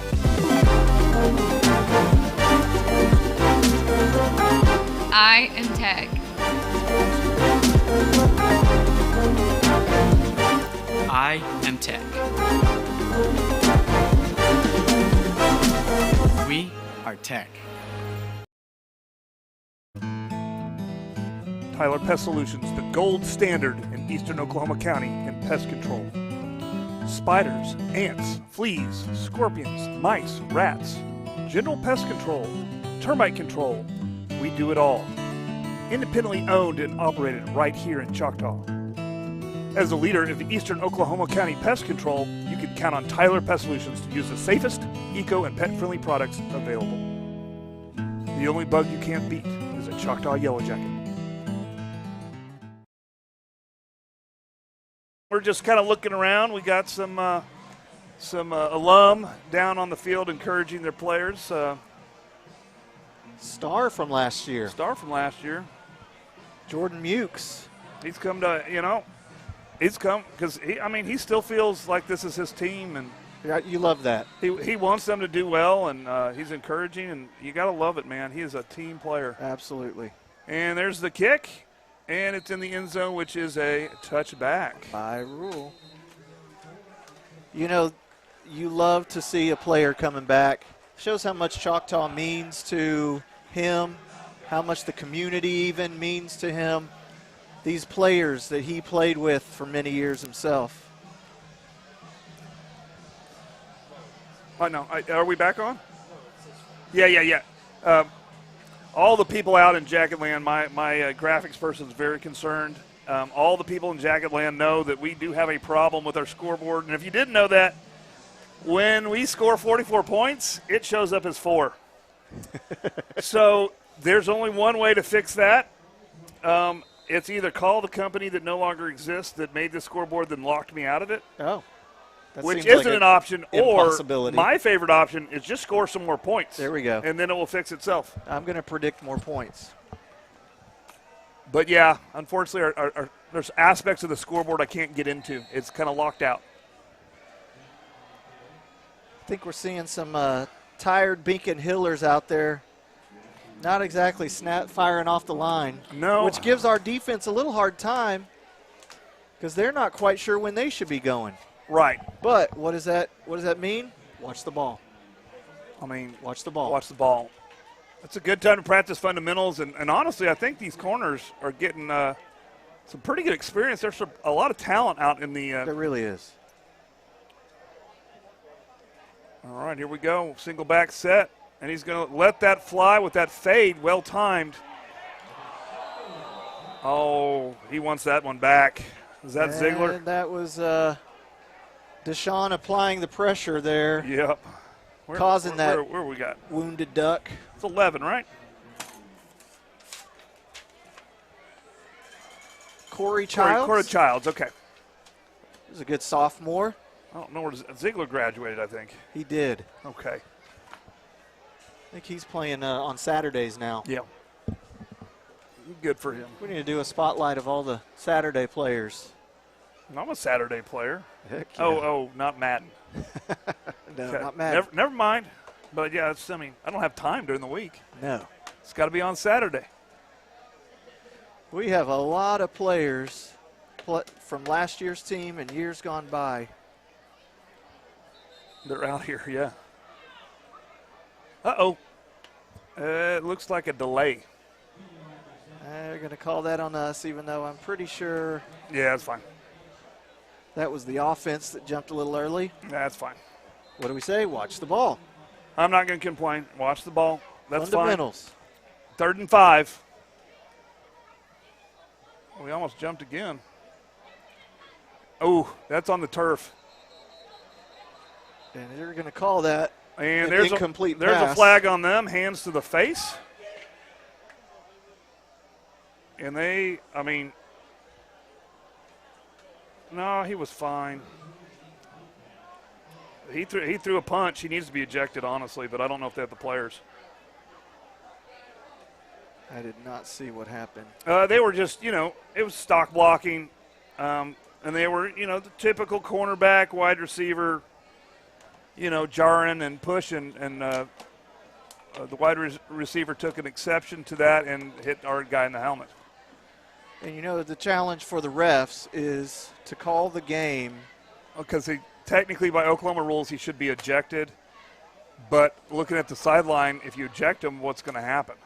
Right, and do you take that into account, or do you go by the letter of the law? And it's not going to affect playing time because he's not under OSAA. So that's really going to be offsetting. Okay. I disagree with that call. The offsetting call is one of the more frustrating in the book. Well, I'm fine with that, but they were pushing each other. That's offsetting the hit to the helmet. That needs to be an ejection. Absolutely.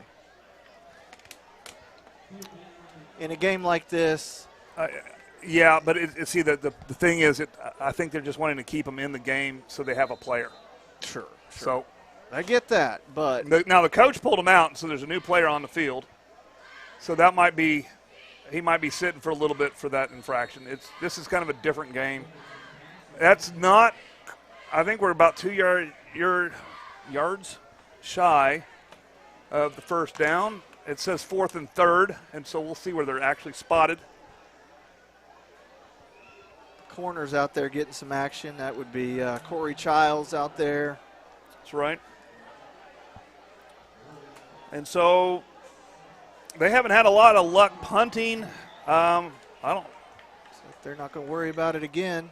Their punt formation is a different formation than we've seen. Now, they're just going for it here, which you might as well. I expect a fade to the bottom of your screen. Yep, if they can get some. No, they're just going to hand it off, and he's not going to make it. And I'm going to give credit to the tackle, to the defensive line and the linebackers. Yep. They were all there. They filled their gaps. That running back did all he could to get maybe a yard out of the deal, but it's still going to be turnover on downs. And as much as Choctaw is out here working reps and trying to get better, you got to, if you're Beacon Hill, you've got to be able to practice that run up the middle in short yardage situations. You're going to have that time and time again over the season, and here's a chance for you to try it. Give it a shot. Give your boys a couple of reps or a rep here against a good opponent to try to get that playoff. And, of course, these young men out here from Beacon Hill, they're trying to build something, and, you can't build something without starting somewhere, and they're the start. Yes. Oh, wow. That's an open run. That's Ray for a touchdown, Yellow Jackets. And that's Ray. And we're now fixing the scoreboard. So we're now at 50 and no longer 4. Yep. And, again, you're seeing Jackets sustaining blocks. And that time Chip Butler opened it up inside and drove his player all the way out to the numbers. Doing what he's supposed to do, executing his technique.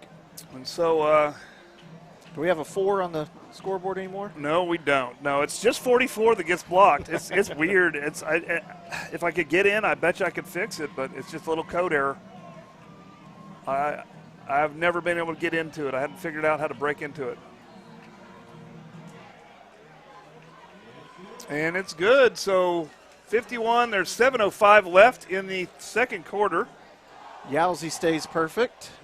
I know when we signed up for this game, we were expecting a little bit more. But, like I said, Beacon Hill is trying to build something, and they're starting here. This is a tough first game. I don't know if they really understood what Oklahoma football was all about. I know that we're technically, 6A Division II, 6A small. That's right.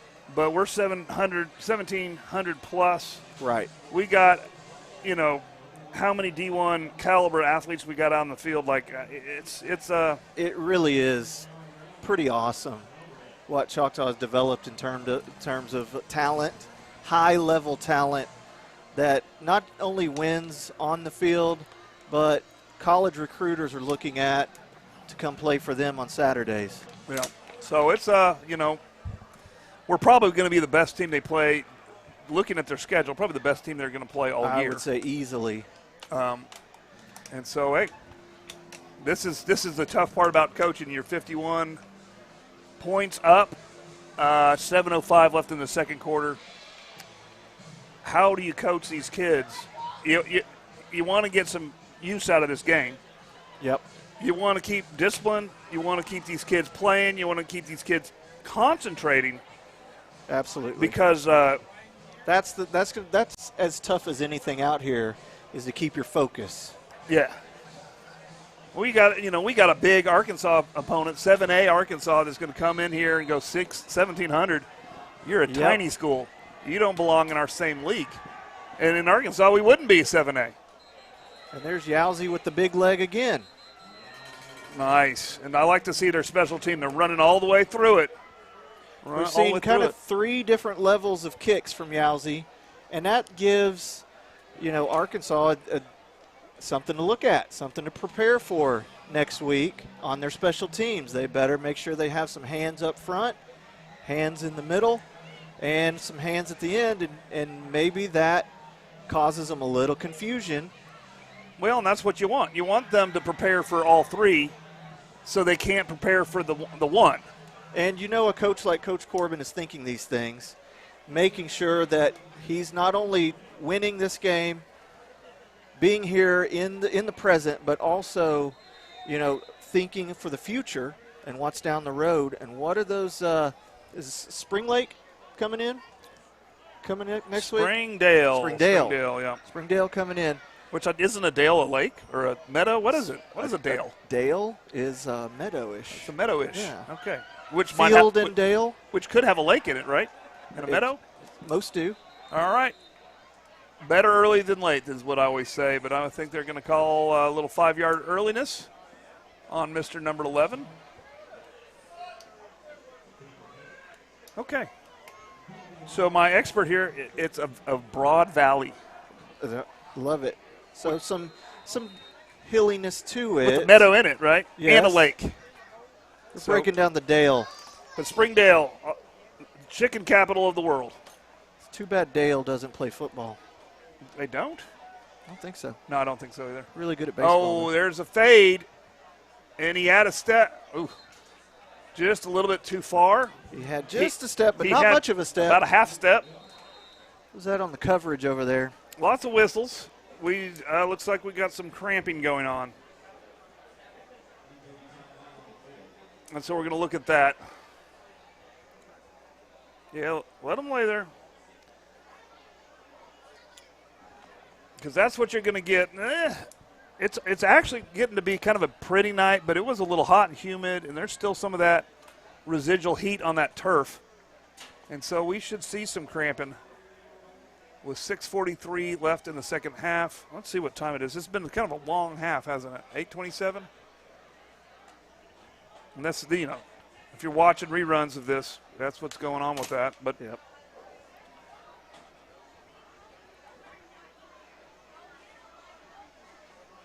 Okay. Let me go fix that. We should have that. We should. And this is a hot evening. These players are well acclimated to this. They start out the practice season in wearing no pads so that they can get acclimated to the heat. Of course, our great medical staff, led by Robert Polk, sees to it that all these boys are taken care of in terms of watching out for heat-related illness. And so they spend those first few days of practice without pads for the express purpose of making sure that they get ready for this heat. And as they get acclimated, then they start putting on pads and doing some hitting. But football has changed over the years, and there's not near as much hitting that goes on in practice as there used to be.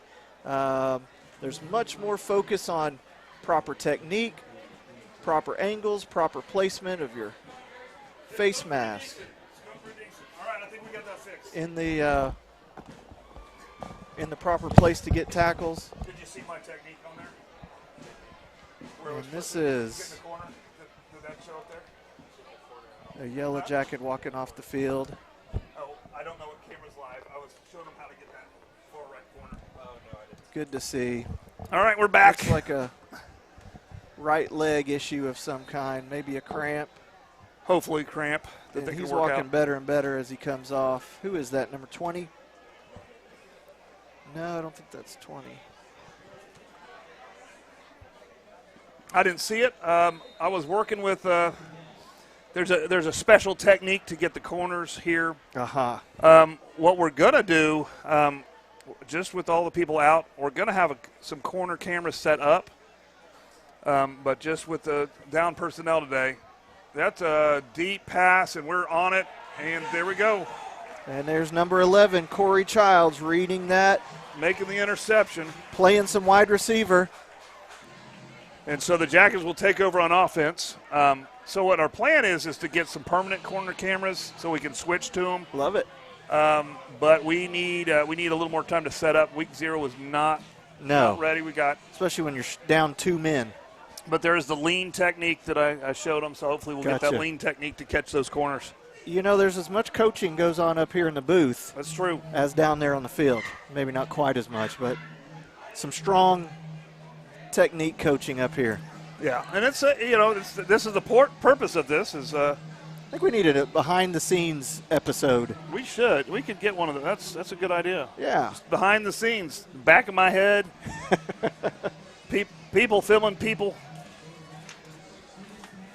Now we got the Yellow Jackets taking over. All right, starting on the 50. And I believe we've got a new quarterback in the game. Yes, we do. Let's see who it is. 16.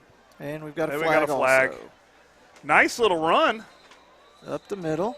And this is where that's Cash. That's Cash Williams. That quarterback? Yes, and that's sophomore? Freshman. Well, we know Coach Corbin likes to give them lots of reps when they're young. That was the call with Steele as a sophomore coming in. Well, and I don't think he likes to give them reps. I think he gives them a chance to earn the reps. That's true. And Steele earned it. That's right. So that is the case. So I think all coaches like to give, a senior the spot but if you beat out a senior, if you're a good coach, those senior spots aren't safe. You play the best player. You play the best player. Senior night's for seniors, but that's right. Seniors got to earn their spot. So what was that, a face mask, it looks like? Not doing a good job watching the ref. What have we got? So we got 1st and 10 somewhere. Yeah, we got a big penalty. What are we doing here? We're timing out. All right, let's run a commercial, and then we'll get right back here. Hi, I'm Stan with SWM & Sons. We've been building in the eastern Oklahoma County area since 1982.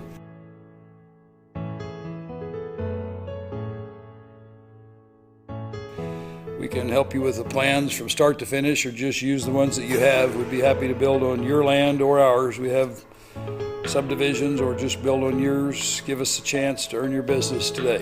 Thank you.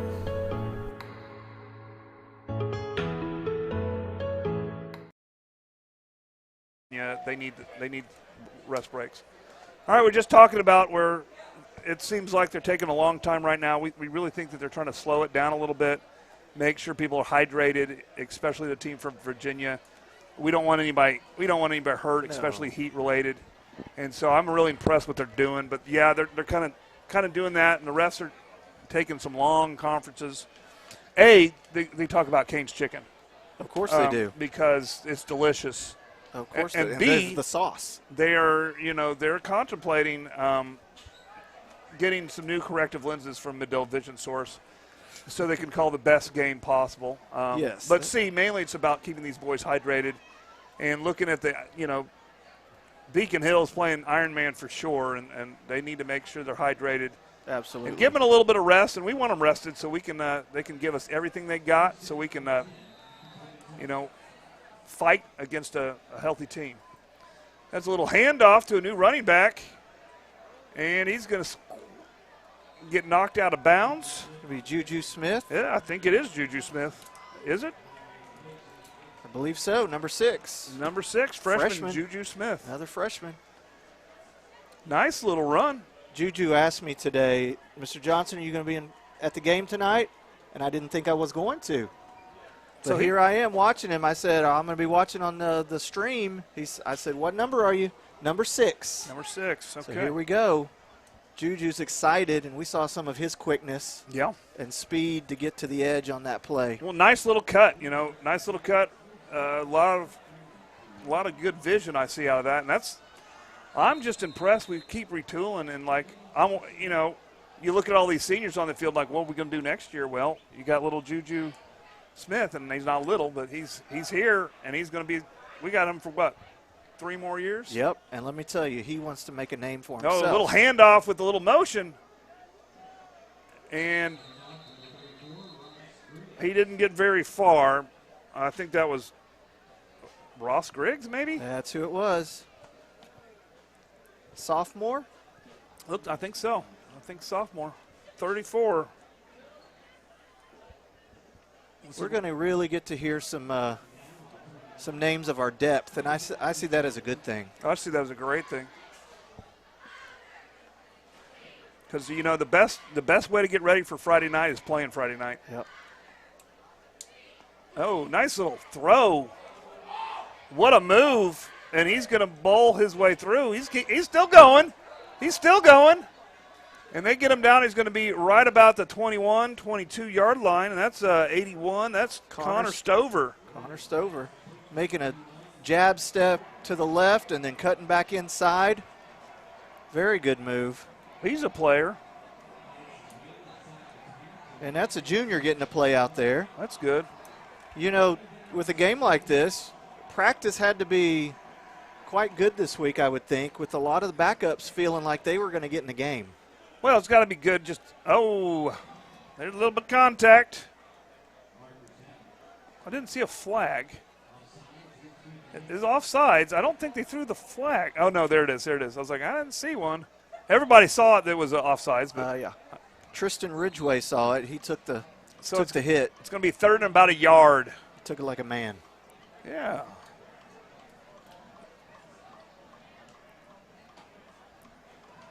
Getting some plays called from the sideline here. Let's see what they call here. Coach Vinzer signaling in. Is that Juju out there? It looks like it. And just a little screen pass. Nice reception. He's got air. Sees blue. Touchdown, Yellow Jackets. Let's get that man's number. Is that Stover again? Everybody's blocking. I like the celebration, but let me see the number. It's shiny. I know that. I know it. I think it is Connor Stover. Stover again. And you saw him catch the ball in a tough situation. He had a white shirt draped all over him, so that was good concentration. And when he saw the blue of the end zone wide open before him, he turned on the Jets. All right. Good little score. Is that Yowzy, or we got somebody else out there? Kicking. Let's see, I'm going to say that's Yowzy. Yeah, that's Yowzy. We say Cash's first career touchdown pass. And not his last. Right, not his last. Friday night touchdown pass. That's when it starts. Yeah, I guess so. That's when it officially starts, right? That's when it starts. Many more to come. So you can't count all of Uncle Rico's touchdown passes? Sure. Let's count them. I mean, I know if the coach would have put him in the game on he would have won the state championship. Let's count them. One of the greatest quarterbacks of all time, right? Of course. Yep. There's video to prove it. He literally can throw the ball over the mountain. Literally.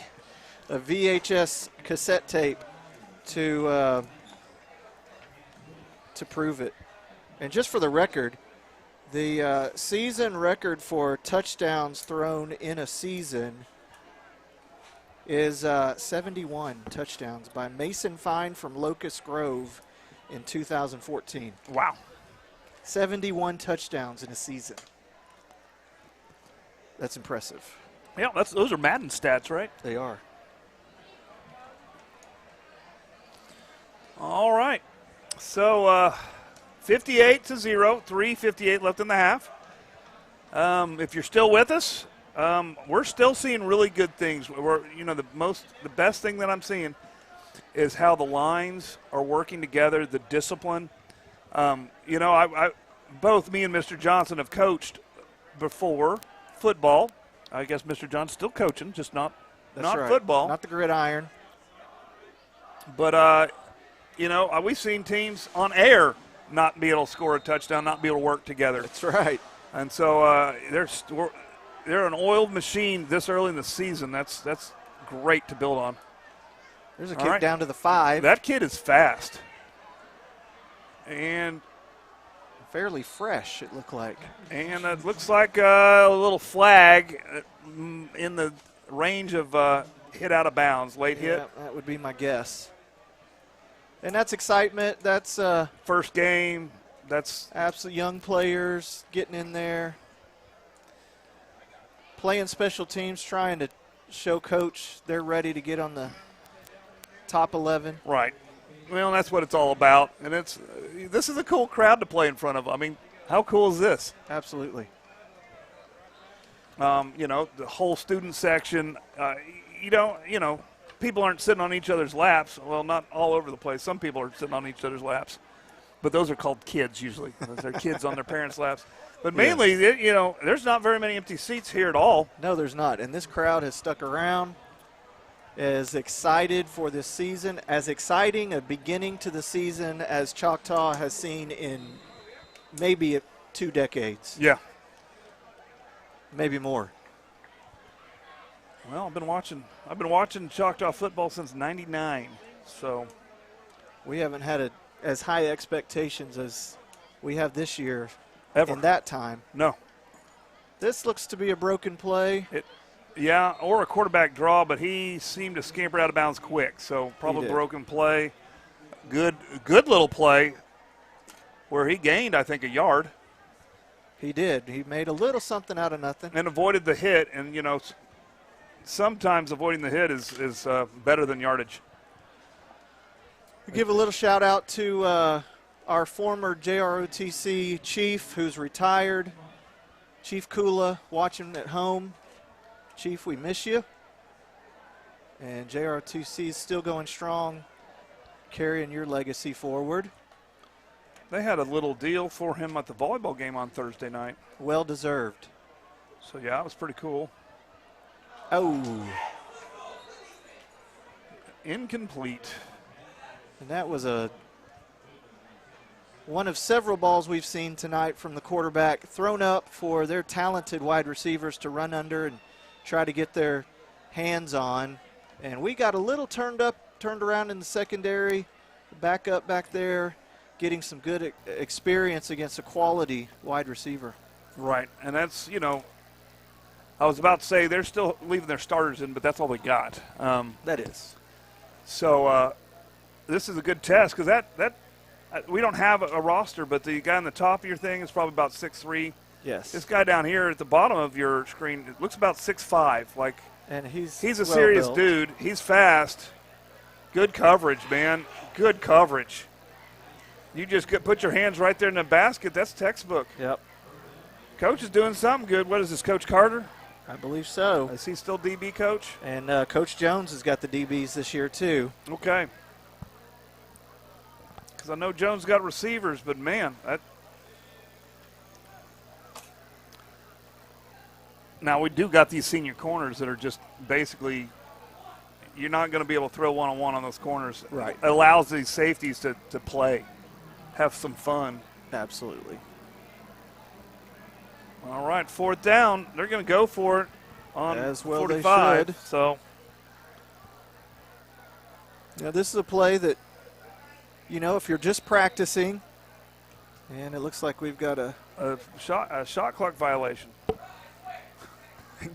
Not a shot clock violation. Play clock? Play clock violation, yeah.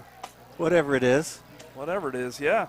You've been watching a lot of summer league NBA? No, it's just, we just started school and, all the flashbacks of I miss doing the broadcast. The last thing we did was baseball slow pitch. Yes. And so it's all coming back to me, all the football, all the basketball, all the excited moments of last year, and then we're just starting it all over again. I'm pumped. Absolutely. All right, they're going to throw up, and we got that bracket coverage, jump ball, and we stripped it. Pulled it out, good coverage, and that will be a turnover on downs. You know, if I'm the Beacon Hill coach, I'm telling that player, telling that quarterback, okay, we got the high loft throw down. Yeah. That one needed to be on a line. Coach had that busted where we were playing tight up top, and then we just had bracketed by a safety. We did. A jump ball there was not going to work at all. No. Well, if it were a little higher jump ball, maybe. Maybe, but it was right there in the bread basket, and we just put our hands in the bread basket. Absolutely. So 235. I'm hoping for a little bit of mercy here. I'm hoping for a little short pass, a little run. Run the ball. I bet here's the problem. I'm looking at this list. I'm looking at my list, and I'm looking at these running backs, and I'm like, there's not a single running back here that can't take it to the house in one play. Right.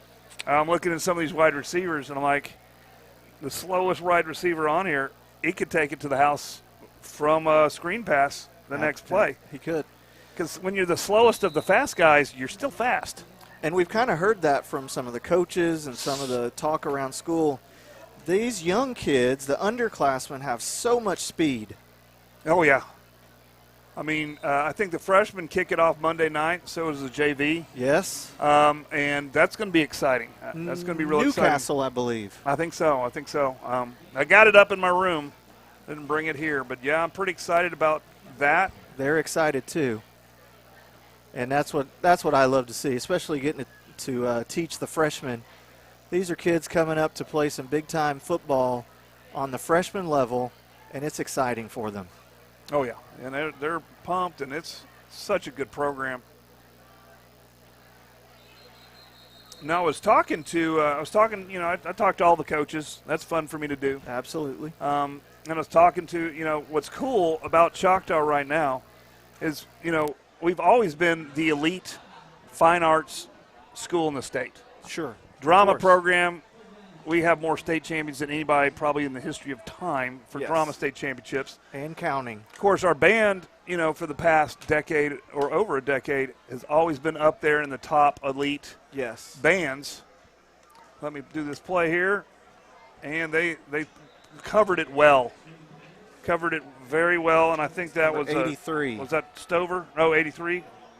Cohen Sanford. So he couldn't turn it up, but he made a play and an excellent tackle, Beacon Hill. But, a choir program's always strong. Yes. Of course, I think our TV program's always strong. Absolutely. So we've always had that great fine arts, but now we got football, we got volleyball, we got softball. We've always had softball. We've always had wrestling. Girls basketball. Always had girls basketball, but we got boys basketball. We got baseball. I don't know where we're weak. I'm going to give a shout-out to the boys golf team, too. Some state championship aspirations this year. Well, and track is always on point, and like our swim team is fierce. Absolutely. Growing swim team. I think when I was at the junior high before they tore that place down, we had one person on the swim team. Yep.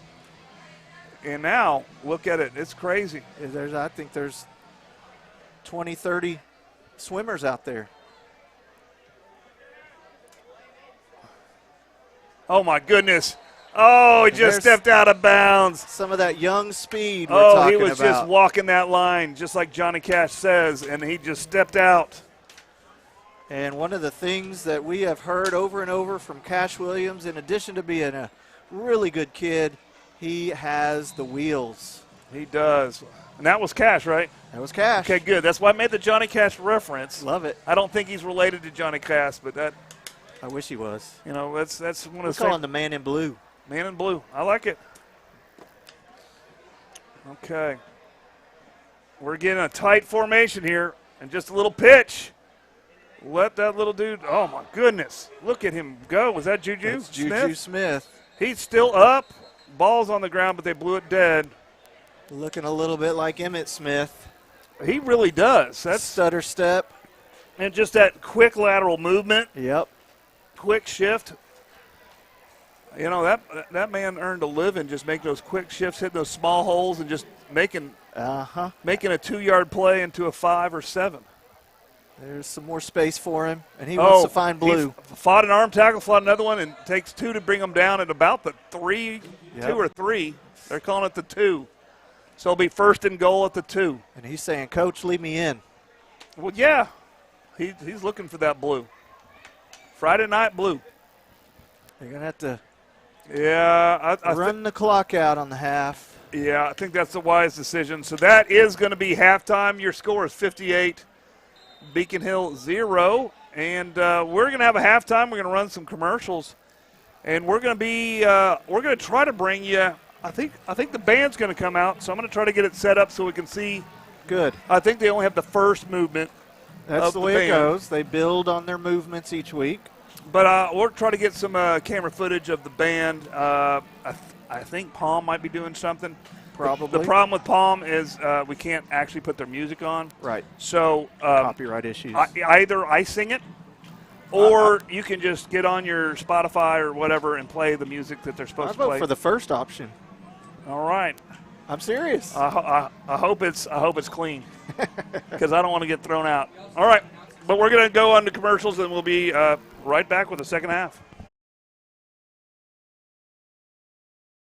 Hello, my name is Dr. Tracy Gaspera, and I've had the privilege of providing dental care to the Choctaw community for over 10 years. And I'm Dr. Allison Porter, and I've been with Dr. Gaspera since June of last year. Together, we provide comprehensive dental services for the complete family. We provide fillings, crowns, bridges, orthodontics, Invisalign, extractions, root canals, and implant restorations.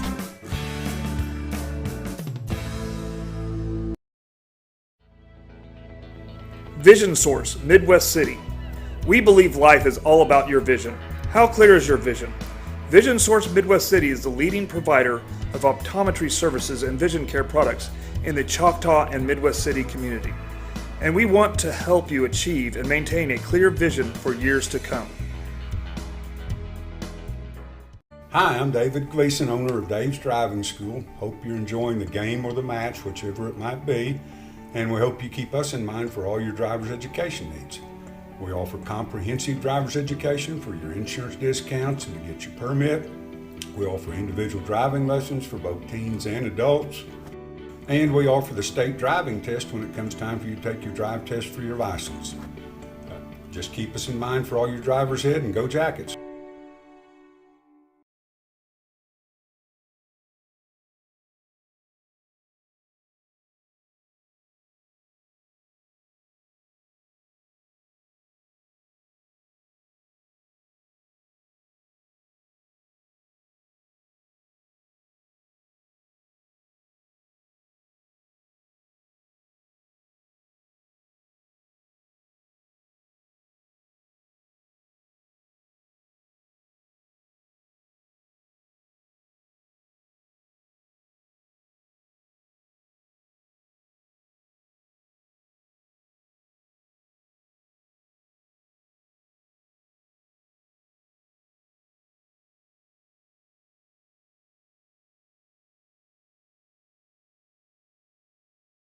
If you've lived in Oklahoma long enough during storm season, you know that the storms bring lots of hail damage to your roof.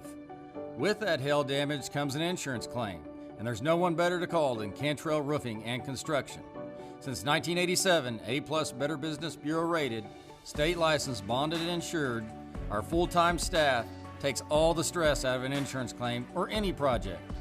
From roofing to remodels, we do it all. Call us today for your free quote.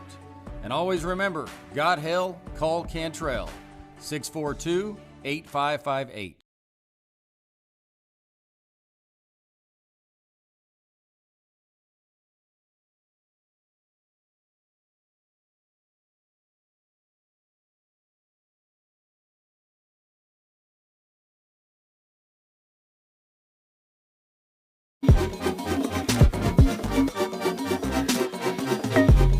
I am Tech.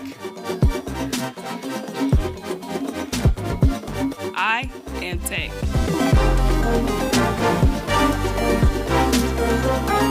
I am Tech. I am Tech. We are Tech. Tyler Pest Solutions, the gold standard in eastern Oklahoma County in pest control. Spiders, ants, fleas, scorpions, mice, rats, general pest control, termite control. We do it all. independently owned and operated right here in Choctaw. As a leader of Eastern Oklahoma County Pest Control, you can count on Tyler Pest Solutions to use the safest, eco, and pet-friendly products available. The only bug you can't beat is a Choctaw Yellow Jacket. Hi, I'm Stan with SWM & Sons. We've been building in the Eastern Oklahoma County area since 1982.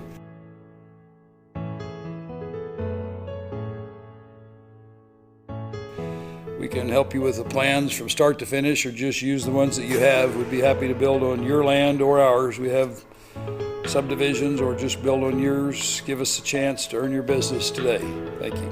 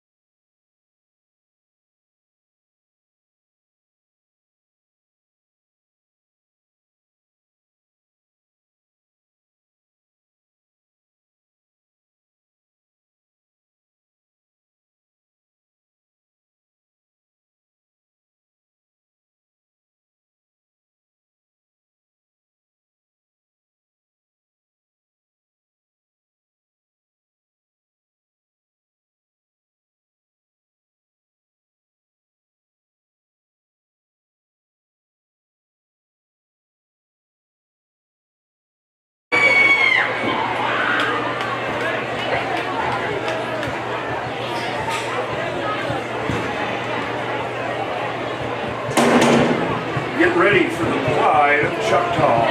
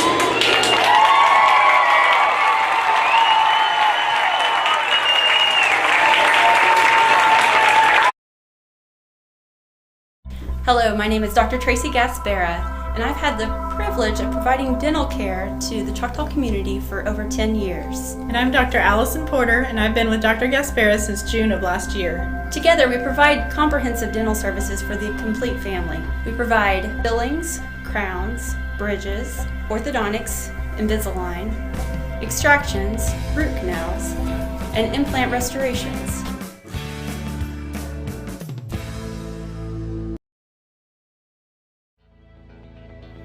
Vision Source, Midwest City. We believe life is all about your vision. How clear is your vision? Vision Source Midwest City is the leading provider of optometry services and vision care products in the Choctaw and Midwest City community. And we want to help you achieve and maintain a clear vision for years to come. Hi, I'm David Gleason, owner of Dave's Driving School. Hope you're enjoying the game or the match, whichever it might be. And we hope you keep us in mind for all your driver's education needs. We offer comprehensive driver's education for your insurance discounts and to get your permit. We offer individual driving lessons for both teens and adults. And we offer the state driving test when it comes time for you to take your drive test for your license. Just keep us in mind for all your drivers ahead and go Jackets. If you've lived in Oklahoma long enough during storm season, you know that the storms bring lots of hail damage to your roof. With that hail damage comes an insurance claim, and there's no one better to call than Cantrell Roofing and Construction. Since 1987, A+ Better Business Bureau rated, state licensed, bonded, and insured, our full-time staff takes all the stress out of an insurance claim or any project. From roofing to remodels, we do it all. Call us today for your free quote.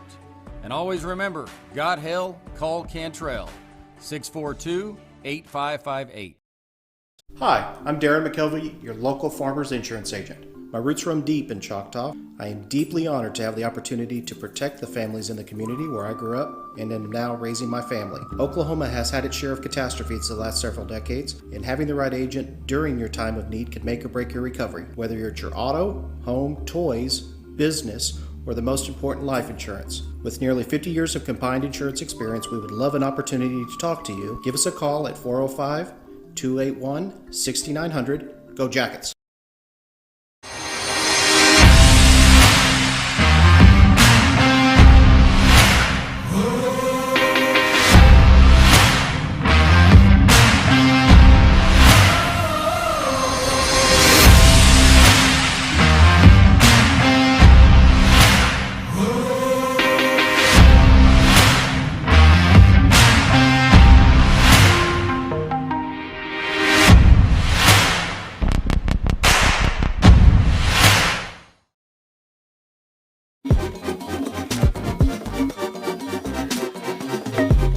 I am Tech. I am Tech.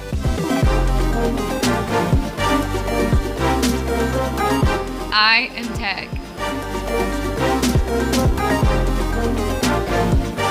I am Tech. We are Tech. Tyler Pest Solutions, the gold standard in eastern Oklahoma County in pest control. Spiders, ants, fleas, scorpions, mice, rats, general pest control, termite control. We do it all. Independently owned and operated right here in Choctaw. As a leader in the eastern Oklahoma County pest control, you can count on Tyler Pest Solutions to use the safest, eco, and pet-friendly products available. The only bug you can't beat is a Choctaw Yellow Jacket. Hi, I'm Stan with SWM & Sons. We've been building in the eastern Oklahoma County area since 1982.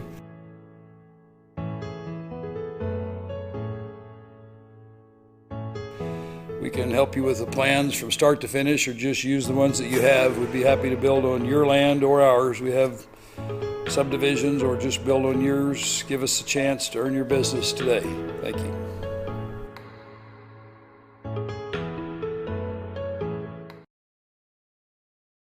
Hello, my name is Dr. Tracy Gaspera, and I've had the privilege of providing dental care to the Choctaw community for over 10 years. And I'm Dr. Allison Porter, and I've been with Dr. Gasparis since June of last year. Together, we provide comprehensive dental services for the complete family. We provide fillings, crowns, bridges, orthodontics, Invisalign, extractions, root canals, and implant restorations.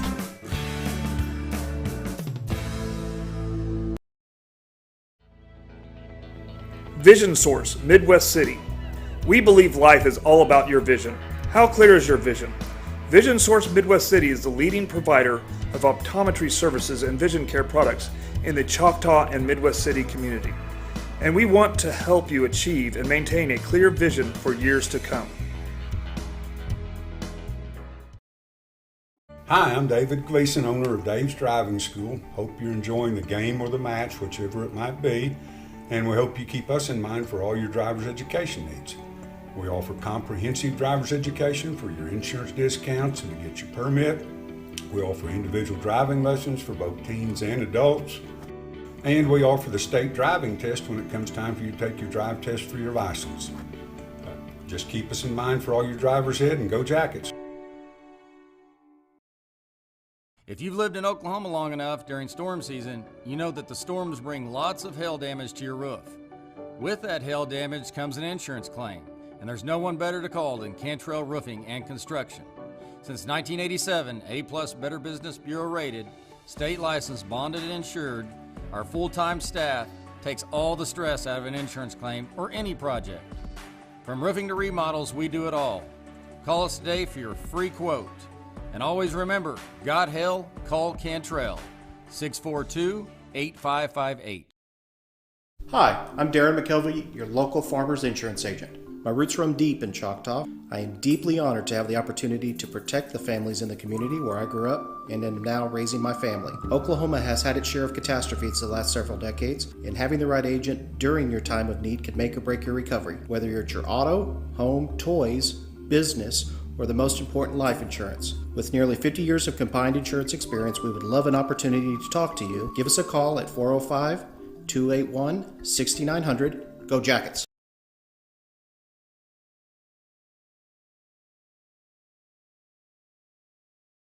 And then cut it. Yep, we're back. We're back a little early. We got about 2 minutes on the clock. And then I guess we got a 3-minute warm. I don't know if we're in the warm. Oh, my goodness, I'm going to kill people with this wire. I'm about to fall out the window. We could get that on camera, and that would be exciting. Oh, my goodness. What am I doing? We went to, we turned on the audio a little early. A little early. Are you free? All right. Well, the game's been one-sided. There's not much point in recapping. I have been impressed with the discipline for the most part. Yes. Doing your job, staying at home. You know, playing hard. Beacon Hill has given everything they got. I don't quite think they expected this. No. I don't know what they thought. I'm sure there's plenty of film out there on Choctaw.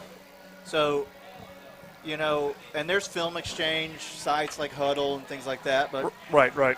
We did our best to research Beacon Hill, and we couldn't find anything. I found a YouTube video from last year, and that's about all of substance that I was able to find. Well, and see, I went one step further. Instead of researching Beacon Hill, I started researching the teams they played. Yes. And so if I could see how good they were, Right. and then see how Beacon Hill measured up to them. But again, this is a different team than last year. It might not even have the same kids. That's true. I have a feeling that Beacon Hill, when they signed up this deal, they thought they were going to be something different than they ended up being. Right. Which, nothing wrong against any of these boys, but you're not going to be able to roll in with 22 and beat our team. Well, and I talked to Coach Hessman during the week, our athletic director, and he was I asked him, how did this game even happen? And he said, well, there's a website out there that teams that need games put themselves out on, and then there's kind of matches matched up throughout the country. So there's almost like a broker out there who contacts this coach, then contacts the other coach, hooks them up, and then they agree or they disagree on the game, and They're the two were, and that's how the match was made. Okay. Well, Beacon Hill definitely got an introduction to big-time Oklahoma football. There's pretty good football being played in Oklahoma. And there is. I bet you they're going to go back and say, yeah, we're glad to be back home. We're ready to play some different teams. Probably they don't want any part of us again. And I think Coach has done everything he could to slow down the score, but what are you going to do? Well, and you want your players to go play their game, and you want to give them some quality reps. Right. And you want to call your playbook. But, you're looking at Choctaw, and in the top 10 preseason, there's only one school that really should be above them. And according to the Oklahoma Pigskin preview that Austin Chadwick and Mark Rogers put out, Bixby was number 1. Okay. Followed by Choctaw Yellow Jackets. Then number 3, Booker T. Washington comes in. Now, they played last night, and they looked good. They played a 6A1 school, Southmore, and they took it to them. So Booker T is going to be they come here, don't they? Bixby and Booker T come here. That's right. So 2 top 3 games to look forward to. Midwest City, the Bombers, west of us, number 4, and then Stillwater, the Pioneers, coming in at number 5. So if you're just looking at the top 5 and Choctaw's up near the top, Choctaw's going to be a good school. Yeah. Del City, Putnam City North, Sand Springs, Lawton, and Muskogee round out the top 10 preseason rankings for 6A2, according to this publication. Well, I'm going to look at a couple scores going on right now. I always like to do some scores. Even if you're looking back at this, in future years, because we archive all the football games. We don't have 8 years worth. This is our 8th season, but we probably have, I'd have to check. I think we have 4 seasons archived, and now you can watch the entire seasons in their entirety on YouTube. On demand. On demand, and so you can relive the old days, and I like to give the scores out just so you can see who's good back then, and. So, and I'm just dealing with 6A. Let's do 6A2 because that's what we care about. We might do some 6A1 too, maybe some 5A. So Sapulpa Sand Springs, that matters to us because we're gonna play the Sandites. It looks like third quarter Sand Springs is 37-20 over Sapulpa. Bigsby is 62-14 over Mansfield Timberview. What was the score? 62-14, and that's in the fourth impressive. quarter. Yeah. Mansfield typically has good football down there. Deer Creek 28 over Edmond North 7. Oh my. It's got to be a little surprise. McKinney Boyd is 37, Midwest City 0. Oh. So I feel good about this. Beacon Hill, I didn't have time to even put this week. This week's crazy. I didn't even have time to put a name for the blank because I have to actually program it in. I can't just type it. Mm-hmm. So even my app has no logo for Beacon Hill. I'm not sure they have a logo yet. Okay. Obviously, Squirtle doesn't either, huh? Yeah, Squirtle doesn't either, and that's my go-to. Booker T 51, Southmore 7. There it is. And that's over because that was Thursday night. Yeah, it was last night. And they put that twice because that score was so nice. Apparently, so shocking. That's so looking at our schedule, Bixby comes in on October the 8th, and then we have 2 weeks before that, we have September the 24th, Booker T. Washington. We've got some. And the little Ponca in between, right? That's right. Okay, and we got to go all the way to Ponca. To Ponca City. And that's a bus ride for sure. There's no doubt. Ponca's kind of a trap game, I think. I don't know what they're going to have this year. Well, every once in a while they get somebody, but it's right in between those two big-time programs of Booker T. And Ponca City's got a really good defensive back to match up against our passing game. All right, looks like we got some football going on, and that young man lost his number. Oh, dear. It must have a special exemption. It's an invisible 7. Here's a blocked him back. They're not going to call that. And we wouldn't have accepted anyways because they got him down on the 5. Good special teams play, staying at home, staying in your lanes. I'm really impressed with Yowzy kicking it deep tonight. Yeah. Well, I like to see that. Because Yowzy is, I believe, a junior, yeah? believe so. 35, let me check. Yeah, he's a junior, so that was a sophomore leg. Kickers tend to get better with age. Sure. Just because the stronger you get, the further you kick it. It's a direct translation there. And we got kind of spoiled with old Liam Jones here for several years. Right. And before Liam, we had another soccer player, too, that could kick the heck out of it. We've had a good run of kickers. Jacob Dunning. Yep. After Liam. Yep, after Liam, and we had somebody pretty good before Liam. Yeah. Well, we'll remember his name in a minute. Yeah. Maybe. There's a little bit of lane, but not much. They shut that down quick. They did. Linebacker stepping up strong there. That was a little counter play, it looked like to me. A little counter run. And we are doing a running clock. I guess we should have said that. They definitely, there's time for some mercy. We want to keep the score down.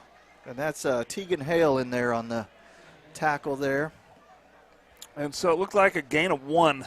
We've got mostly all backups in there right now, which you would expect. You would. A little flat pass there, and we're there to meet them. My goodness, these coaches have done a job. They have. That's a swarm of Yellow Jackets there. Because what I'm watching right now is I'm watching position. I'm watching how they react to the motion. I'm watching their first step. Absolutely. The key to football, at its base level is if you take the first step correctly, you're going to be in place to make the play, and they're taking the first steps. They're getting in position. Absolutely. And again, these guys on the end would play for Choctaw for sure. No doubt. They're big old receivers. They might give us a run for money. If they get in open field, well, look out. We're just not giving them to them in open field. And there is some laundry. Little false start, half the distance. I hate seeing this, honestly, because I know defensive lineman mentality, and they see the coolest call ever, the coolest score is the safety, and they smell the turf of the safety. And they're trying to get off the they're going. They're going. Here it comes. Here it comes. And there's pressure. He scrambled out, and he escapes. He's got some wheels and runs out of bounds. And he looks like he gained about a yard or two, and so that's going to bring a third. I don't know where he ran out. It's sometimes hard to see at that end. I bring us third and about 8. That's what I would say. And that was 55 chasing him over there. That's Byron Jones, a junior. Okay. Chasing him down from his left defensive end position. Looks like they're playing a 3, what do you say, a 3-3 stack kind of deal? Yeah, just like it's basically a 3-3 fat. They have 5 defensive backs that move things. It's basically that. It's kind of modified, and that's going to be a fumble, and it's going to be a safety based on the fumble. Yep, it took that old football took a funny bounce back into the end zone, then got knocked out. All right. So if you are at home and you are watching your player and we call the wrong name, give us a tweet at CHS Jacket Guys. That's CHS Jacket Guys with an S at the end. That way we can get the number corrected so we can say your student, your athlete name correctly. They deserve the credit. They deserve the credit. Sometimes I think we have a pretty good list, but as the year goes on, sometimes the coaches get so busy that they don't update things and they put freshmen in and they double up numbers. So just let us know and we'll make sure we correct that on air because every one of these guys kind of deserves credit for their part of the team. Absolutely. They work hard all week long. They watch film. They listen to their coaches. They take care of business in the classroom. And that's a big deal to be able to get out there and get in your three-point stance. You got to make the grades. Well, and I heard a question. So a football team, they win a state championship. Everybody gets a ring. Does the guy that never stepped foot on the field deserve a ring? And the answer, you can have your own answer. My answer is yes, because what is that guy doing? First of all, he's ready to step on the field at any time. Absolutely. Second, he's helping getting the rest of the team ready. That's right. Every time. And then thirdly, you don't know the intangibles. Absolutely. What is he doing on the sideline? Is he encouraging people? Right. And again, sometimes the future of the team doesn't get on the field this year, but gets on next year. So definitely he deserves a ring. That's right. So, all these guys, the sooner I learn the name, the better, first of all, because I see Friday night and their future, especially these freshmen, sophomores, of course, are going to be there Friday night. So that's what's going on with that. I like it. And we were going to show some more commercials, but we just saw a lot for halftime. Good. And so we're going to keep it going. It's 8 minutes gone. Well, and, looking at the Springdale, Arkansas game next week, then looking at the schedule, there's a little trip down south to Dallas to face a very interesting Dallas Jesuit team. Yes, that is going to be a rough. Even though it's a private school, some people go private school. No. This is a Dallas. Right. This is a all-boys school. I think their enrollment is about 2,000. So not 1,700, 2,000. Terrifying. But all boys, right? So it's like playing a school of 4,000. Right. Let's watch this play here because he's cutting back. Oh, there's a kick to the head. He's going to be ejected. Here, no, back off. I don't know if we caught that. That young man's gone. He's frustrated. I feel bad for this Beacon Hill team, but you can't do that. Nope. But, yeah, he's done. He's ejected. And escorted off. Yeah, OSAA can't do anything other than you can't play again. They will end this game if it gets out of control because it's over. And so they're going to talk to the coach, I'm sure, and get this under control. There's no need for that. And, again, what I have seen out of Beacon Hill is class mostly. Absolutely. So they're coming out here, and I got a lot of respect for these boys that are standing out here taking these hits every time. But I do understand you get frustrated. And, if you're a Beacon Hill coach over there, all you can possibly do is stay positive. It does no good to get frustrated and get down on your guys. You've got to coach them. You've got to tell them the right things to do. You've got to keep after them to run plays correctly and keep their technique right. But you've got to stay positive. And right now the discussion that's happening out on the field with what looks like a Beacon Hill representative, probably a coach, discussing a situation with the referee, is clear frustration coming through. Well, and one thing I've noticed about Oklahoma football compared to some of the more northern football, then I haven't watched. I've watched some Texas high school football. I've watched some Southern States high school football. Sure. I don't really. I guess Virginia's technically Southern, but it's more of a East Coast. We're very physical in this part of the country. In other parts of the country, it's more technical and less scrappy and less hand fighting. So let's see what they're calling. Yes, illegal contact to the head. And they're going to walk it off. Let's get the real call here. Personal foul. And ejected, yeah. It's again, that's something that they'll have to deal with there. Absolutely. And now, if you're these teams, you've got to move on to the next play. Oh my gosh, that's Juju Smith. Because Juju Smith was ready to roll. Juju, and this is a backup offensive line out there doing work. And that's Juju Smith. Fresh out of 8th grade. That's right. Freshman year. Ready to make a name for himself and show the coach, put me in. So, big-time touchdown, Juju Smith. Yep. And you look at, as he's coming up the field, he cramped up. Cramps up. Cramped up during celebration. You know what? Hey, that's fine. This is the game to do it. Do it. Stretch it out. You're fine. He's going to want to get back in there, though, I guarantee you. Yeah, he'll stretch it out. And if Luttrell is the clear starter. We got a fumble. Just cover it up. There we go. That's fine. This is the kind of lack of concentration that can happen. That's right. It's tough, but you're getting this experience, so you know, we're going to have a lot of film to look at from various parts. Right. You know, being ex-coaches, we've seen some plays that we could have done better. Absolutely. Because really, you're not looking at what they're doing, you're looking at what we do. And so sometimes we could have done better.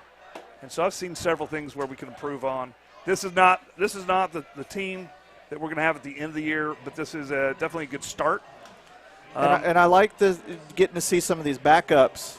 There will be times in games when a Luttrell is gassed. Yep. Or maybe he picks up a little nick and has to come out for a quarter. And you look at a guy like Juju Smith, and you're starting to see, okay, if he just runs the play, he's got the wheels and the moves to keep us on track. We don't have to skip a beat. Right. And, you know, you got somebody like that can take 5 plays, maybe can take 10 snaps. I don't know how many snaps. That keeps everybody more fresh. It does.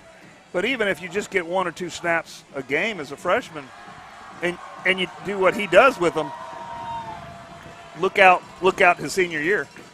If you noticed on the sideline, the student section was cheering on the ROTC member. Yeah, we didn't get them on thing, but yes. Just did 66 push-ups. Yep. Oh my gosh.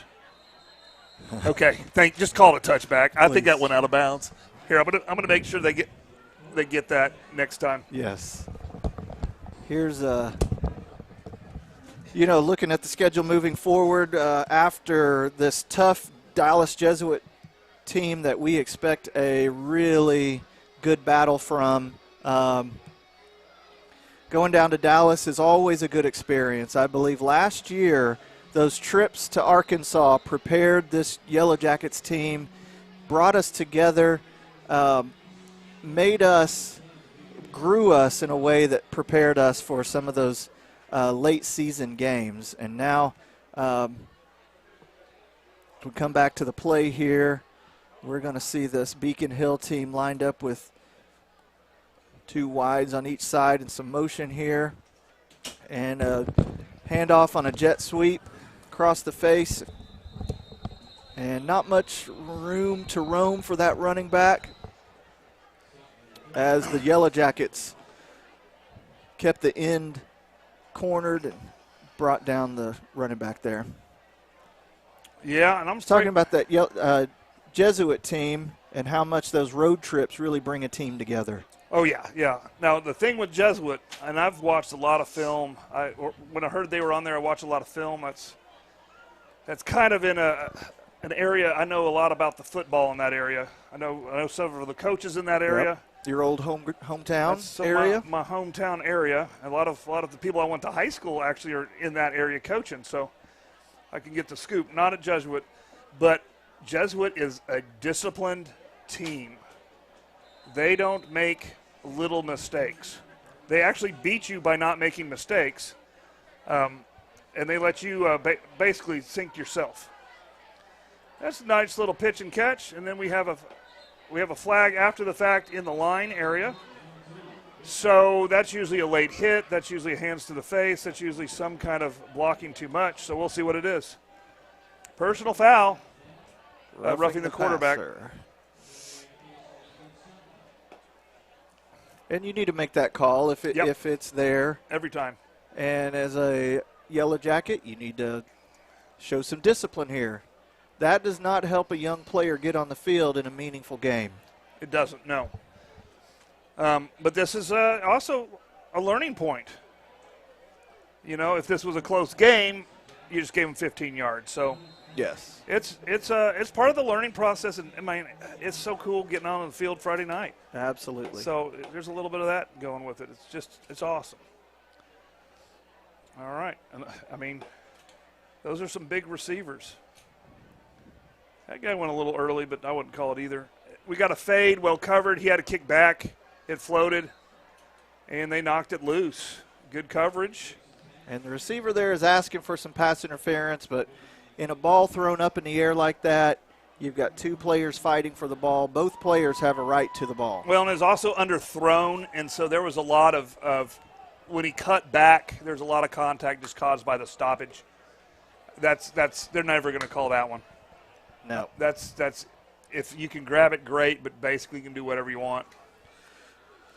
Back at the schedule, after that Jesuit game, then we're looking at coming back home against Booker T. Washington. So but we got to bye first. We got to bye we week get a little bye in there to prepare for a little BT dub. for a big game.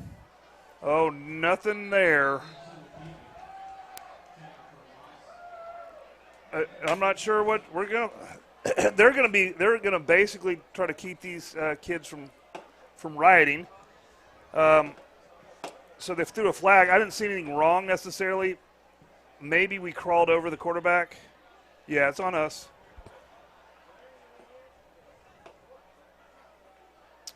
At this part of the game, you don't want to push off on somebody. You want to be careful. Just right. You almost want to, once you make the tackle, is just stay there and then let them kind of pull you apart. But it's and football is a difficult game to not play 100%. It is, and they're just trying to get these teams through it at this point. You hear the old saying that when you're not playing 100%, oftentimes you're leaving yourself open for injury. Right. And so as a coach, you're coaching your players, especially these backups, play all out. Give what you've got.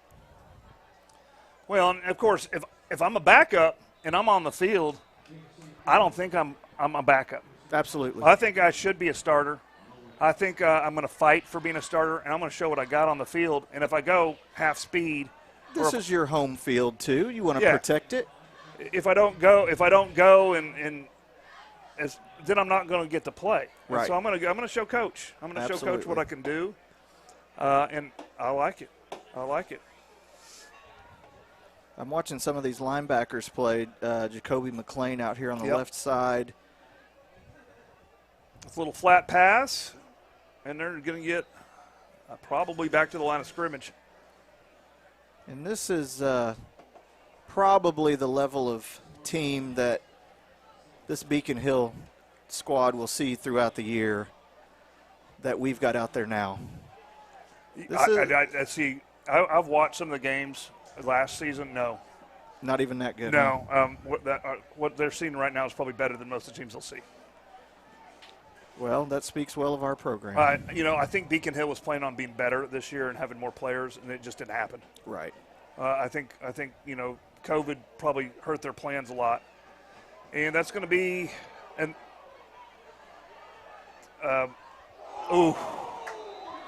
what a hit! Big hit. What we saw happen is they were ready to sack the guy, and they didn't want to. They were backed off. They had the flags on their mind.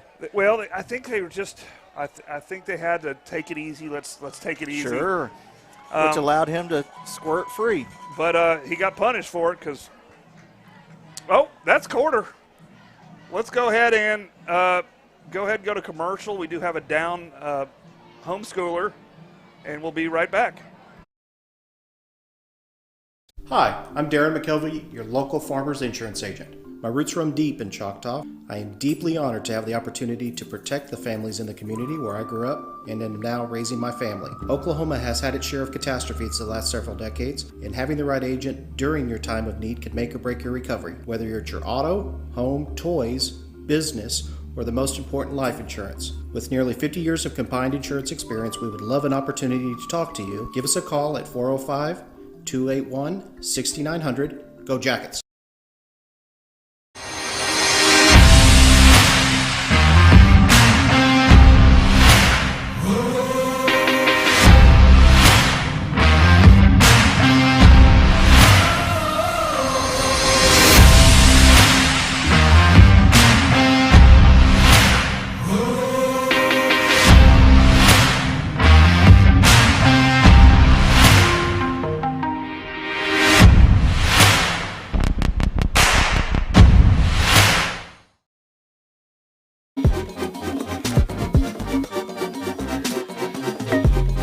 I am Tech. I am Tech.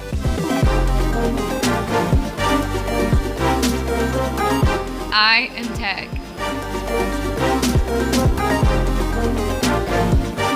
I am Tech. We are Tech. All right, we're back, ready for a fourth quarter. 12 minutes to go. They're going to probably try to run this as much as possible. And I was just wondering how many people are still with us. We still got a couple hundred, so. Awesome. Thank you for staying with us. Thank you for staying with us, and I hope you like seeing what's going on with this program. And again, there are no wasted minutes out here on the field because all of these young players are getting valuable time. And, you know, some of these juniors are getting some great memories made that maybe they wouldn't have gotten. Get some backup time, and that's meaningful time in your high school career. Well, and there's opportunities on our schedule for, to clear this bench. And hopefully that happens where we get all these people involved in the game. Absolutely. You know, this is, traditionally we usually start with a tougher opponent, but that's okay. Week 0, we still got a lot to work on. Absolutely. And next Friday, that's a 7A Arkansas team that beat us last year. And we're going to look for a little revenge there. And you know how they beat us last year? They beat us with the line. Mm-hmm. Yes, I don't like to make excuses for a loss, but yes, we were quarantined, and yes, we didn't get to practice, but you got to fight through adversity if you're going to be a state champion. And so we're going to see what we can put together next week. I'm very excited about that. And that was an okay game. You never want to lose, but it was an okay game to lose. Yes. Because it was a learning opportunity. It was. And that was I really enjoyed, I think that game made our line better. So I really enjoyed that aspect of it. Yes. Because when we started playing against Bigsby, it's no big deal. Right. We've already seen a tough line. We've already seen a big line with depth. Absolutely. There's number 55, Byron Jones, on the bottom of that pile. Number 52 in there on the tackle, Jace Robinson. Okay, yep. Get some other names in there.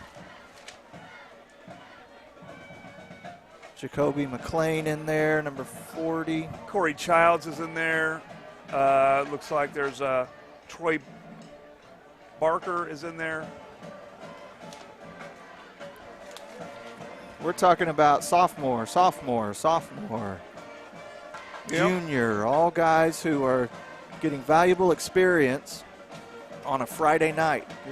They're going to turn around and play Monday, but let's get some Friday time. Absolutely. All right, 10:41. That clock is ticking. Looks like going tight. Looks like they're going to try to run that clock with just a little handoff up the middle run. They maybe got up to the line of scrimmage. Tackle made by everybody. Everybody. The I'm looking swarm. to see who gets up off the turf there. That's 50. Juju is playing some defense, it looks 55 made the tackle there. Byron Jones again. Yeah. He's a junior. Micah Tarbell is in there. Looks like trying to get everybody to see. Tommy Yao. Is Tommy Yowsey in there? We can only hope. Or is that a double number? That's got to be a double number. I had to seen that number not correctly, because I don't think Marcus McGrew is in there. Oh, Marcus, one of my great students from last year. Great kid and a wrestler, big boy. He will be definitely pushing for some big-time playing time next year and the year after, if not this year. Yeah, well, it's going to be tough to dethrone some of those seniors. Absolutely. I'm just saying, like, it's all right. Oh, almost fumbled the snap. It's just a little bootleg. Nice little run. And they're going to get – he got maybe about a, 4-yard little run? Yep, they're going to give him about 4 out of that. So that's going to be 4th and 9. Who's that?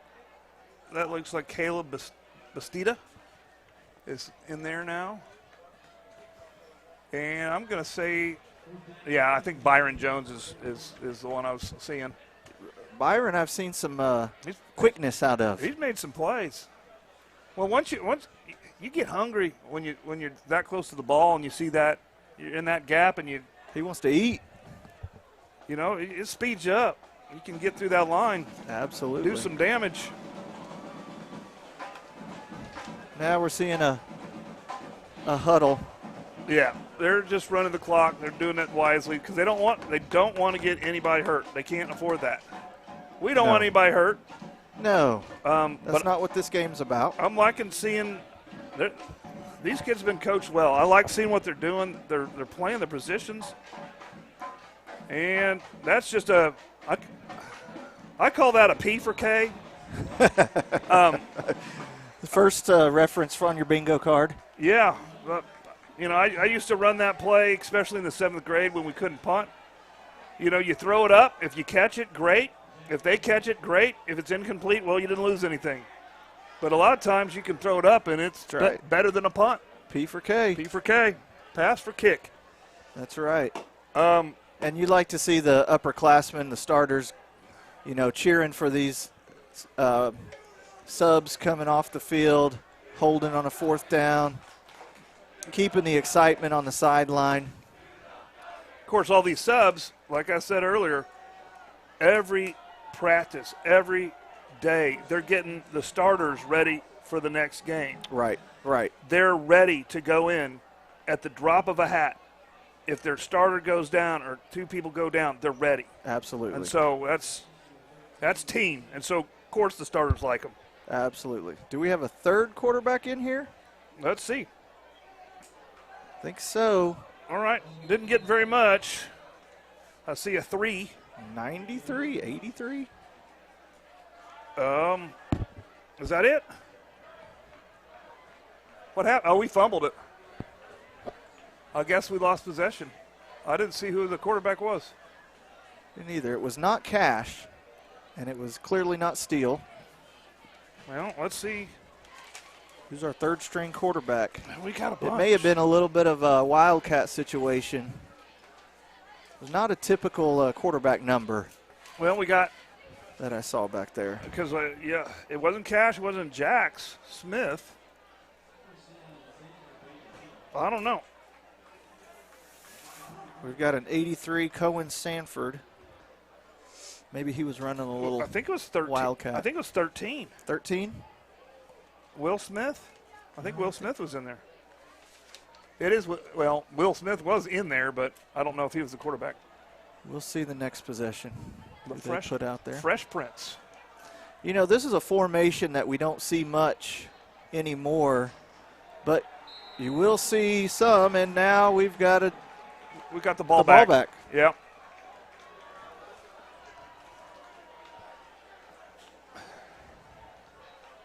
Yeah. And I believe that was Byron Jones on the recovery. He deserves it. He's been playing hard. Yep. And look at that. Good. We're getting the celebration. Yeah, that's exciting, man. They got to get pumped about this. You got to take it for what it is. Absolutely. We might not got a lot better after this game, but what we're doing is we're building family. That's right. And that's important. And all these people that you hit all week long as a starter, they're getting some right now. And, there's an alternative to the way this sideline could be right now. Instead of congratulating each other, having fun, smiles all over the place, you could have a different feel. Right. And the coaches here, I give a lot of credit for setting up a culture of positivity. And teamwork. Absolutely. And not about individual stats. Right. And we've got a 33. No, 34. So Ross Griggs. So this is snap the ball to the running back situation. Is that what's going on? I think so. Because we've got another one in there. I think we're just trying to get go ahead and let the I wonder if they're driving all night long. I think they flew in. No, they drove. Did they really? They got the charter. God bless them. They got in at like 1 o'clock last night. That's a long trip. Stayed at our 1,300 miles. Yep. We were talking about, is this the that's probably a no motion. It's motion.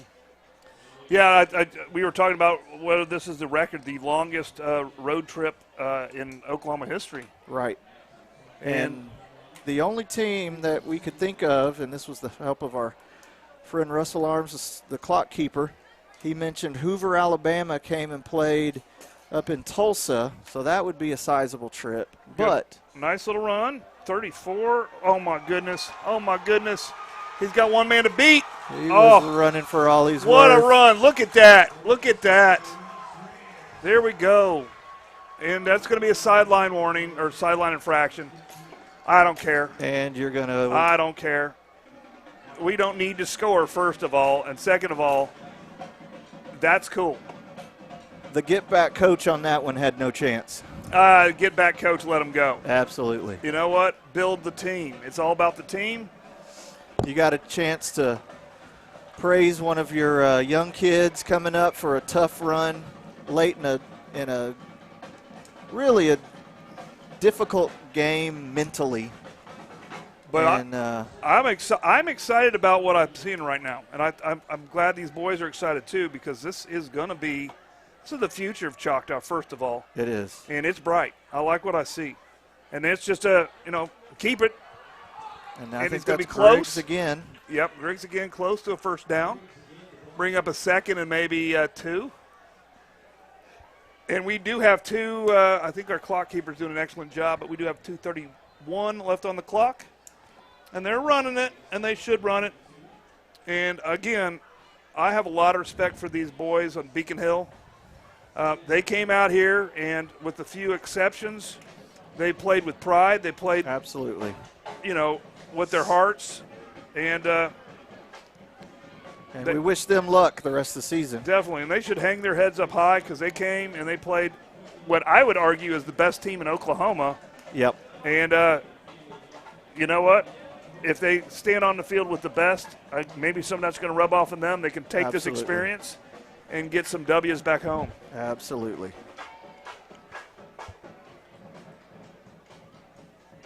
I hope they have a good driver to let these boys sleep all the way on the road. Yeah. I hope they have some ice. Yeah. Because our boys hit hard. I mean, it's clean, but it's hard. Absolutely. All right, he's just going to run a little bit to the left, and he gets tied up a little bit. And let's blow it dead. Let him go. Let him go. Good job. Good fight. 118. And if I'm the referee, I'm not spotting this ball. I'm going to walk around, and I'm going to talk about maybe how I could get rid of the mice problems in the referee shack. Yep. And I think I have a solution. They might not know the solution, but I have the solution, and that's Tyler's pest solution. You nailed it. I nailed it. They need to know this already. Tyler Pest Solutions. Although if you throw away your trash, that might help them not have their pest problem. That's right. So you take your Cane's chicken and you eat it and throw away the stuff in the trash. So we don't even have a clock. I guess we got one more snap. And we're gonna throw it up on 4th down. And it's incomplete, and we're gonna just keep that clock running. And they gave him one opportunity to throw the ball. That's great. And let's line up on the 50. We're gonna stay there with class. I'm gonna make sure that we get what we need to get in the shots, and then we'll wrap this up real quick, and we'll say goodbye. Good night. But we want to get these shots. Absolutely. Yeah. And I would give a great crowd tonight. A lot of people still in the stands out here to celebrate the kickoff to the football season. A resounding 66-0 win over the Beacon Hill homeschool team from Virginia on a historic night where we see Choctaw welcoming in a team from out of state a long way away. And a lot of really good things for the Yellow Jackets moving forward. To look forward to the Springdale, Arkansas game next week. A big chance for some revenge next week. We saw some great rollout passing from Steele Wassel. We saw some great catches for touchdowns. R.J. Jackson in the backfield running the ball was especially good. The offensive line really dominating and doing what they needed to. That front 4 of the defensive line playing a tremendous game tonight, really smothering the Beacon Hill quarterback, and our defensive backs holding up really well against some top-notch, truly talented wide receivers from Virginia. And I like to see the sportsmanship on the field right now. Right. Congratulating, giving props for the hard effort shown tonight by these Virginia boys, and we wish them the best of luck. Oh, definitely, and no doubt, you can't win with 22. No. They had talent.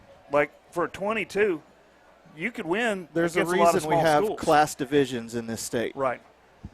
But it was the game that we could get. It was the game they could get, so it is what it is. We're going to kind of stay on this, and this is kind of a show of class, and this is why I'm proud to be an employee. I love the two teams huddled up together here. It's part of Choctaw football right here. And so they're playing the alma mater here. And a lot of times the team will come over here and do this, but right now they're showing class because, seriously, 22 people drove from Virginia to play football against probably the best in the state of Oklahoma. And I want to go to our motto around here, the gold standard. The gold standard. And this is part of what makes the gold standard true is sportsmanship and leadership and discipline. And out here with it looks like one of the Beacon Hill coaches is talking to the whole bunch right now. And hopefully words of wisdom on how to approach games and life. And that's really what it's all about. And I like to see this because we beat them on the battlefield. The battle's over. Right. We can be friends, and we can encourage them to keep their heads up, to go home with pride, and take their lessons they learn and go win some games. And I think vice versa. We can look at the spirit and the fight and the heart of some of those players fighting the whole time, and we can look at it. They can do it with 22. If they can stand up against the best with 22, there's nothing we can't take. That's right. So, I like this. This is class. I'm glad we're still here. I think a prayer of unity right now to wrap up the huddle right on Charlie at center field. And I was going to do a wrap-up show, but this is it. This is the wrap-up show right here. Yep. This is Choctaw Football.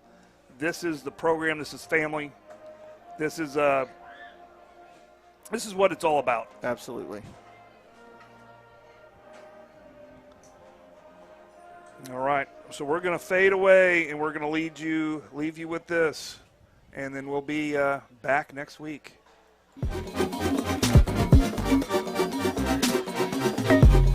I am Tech.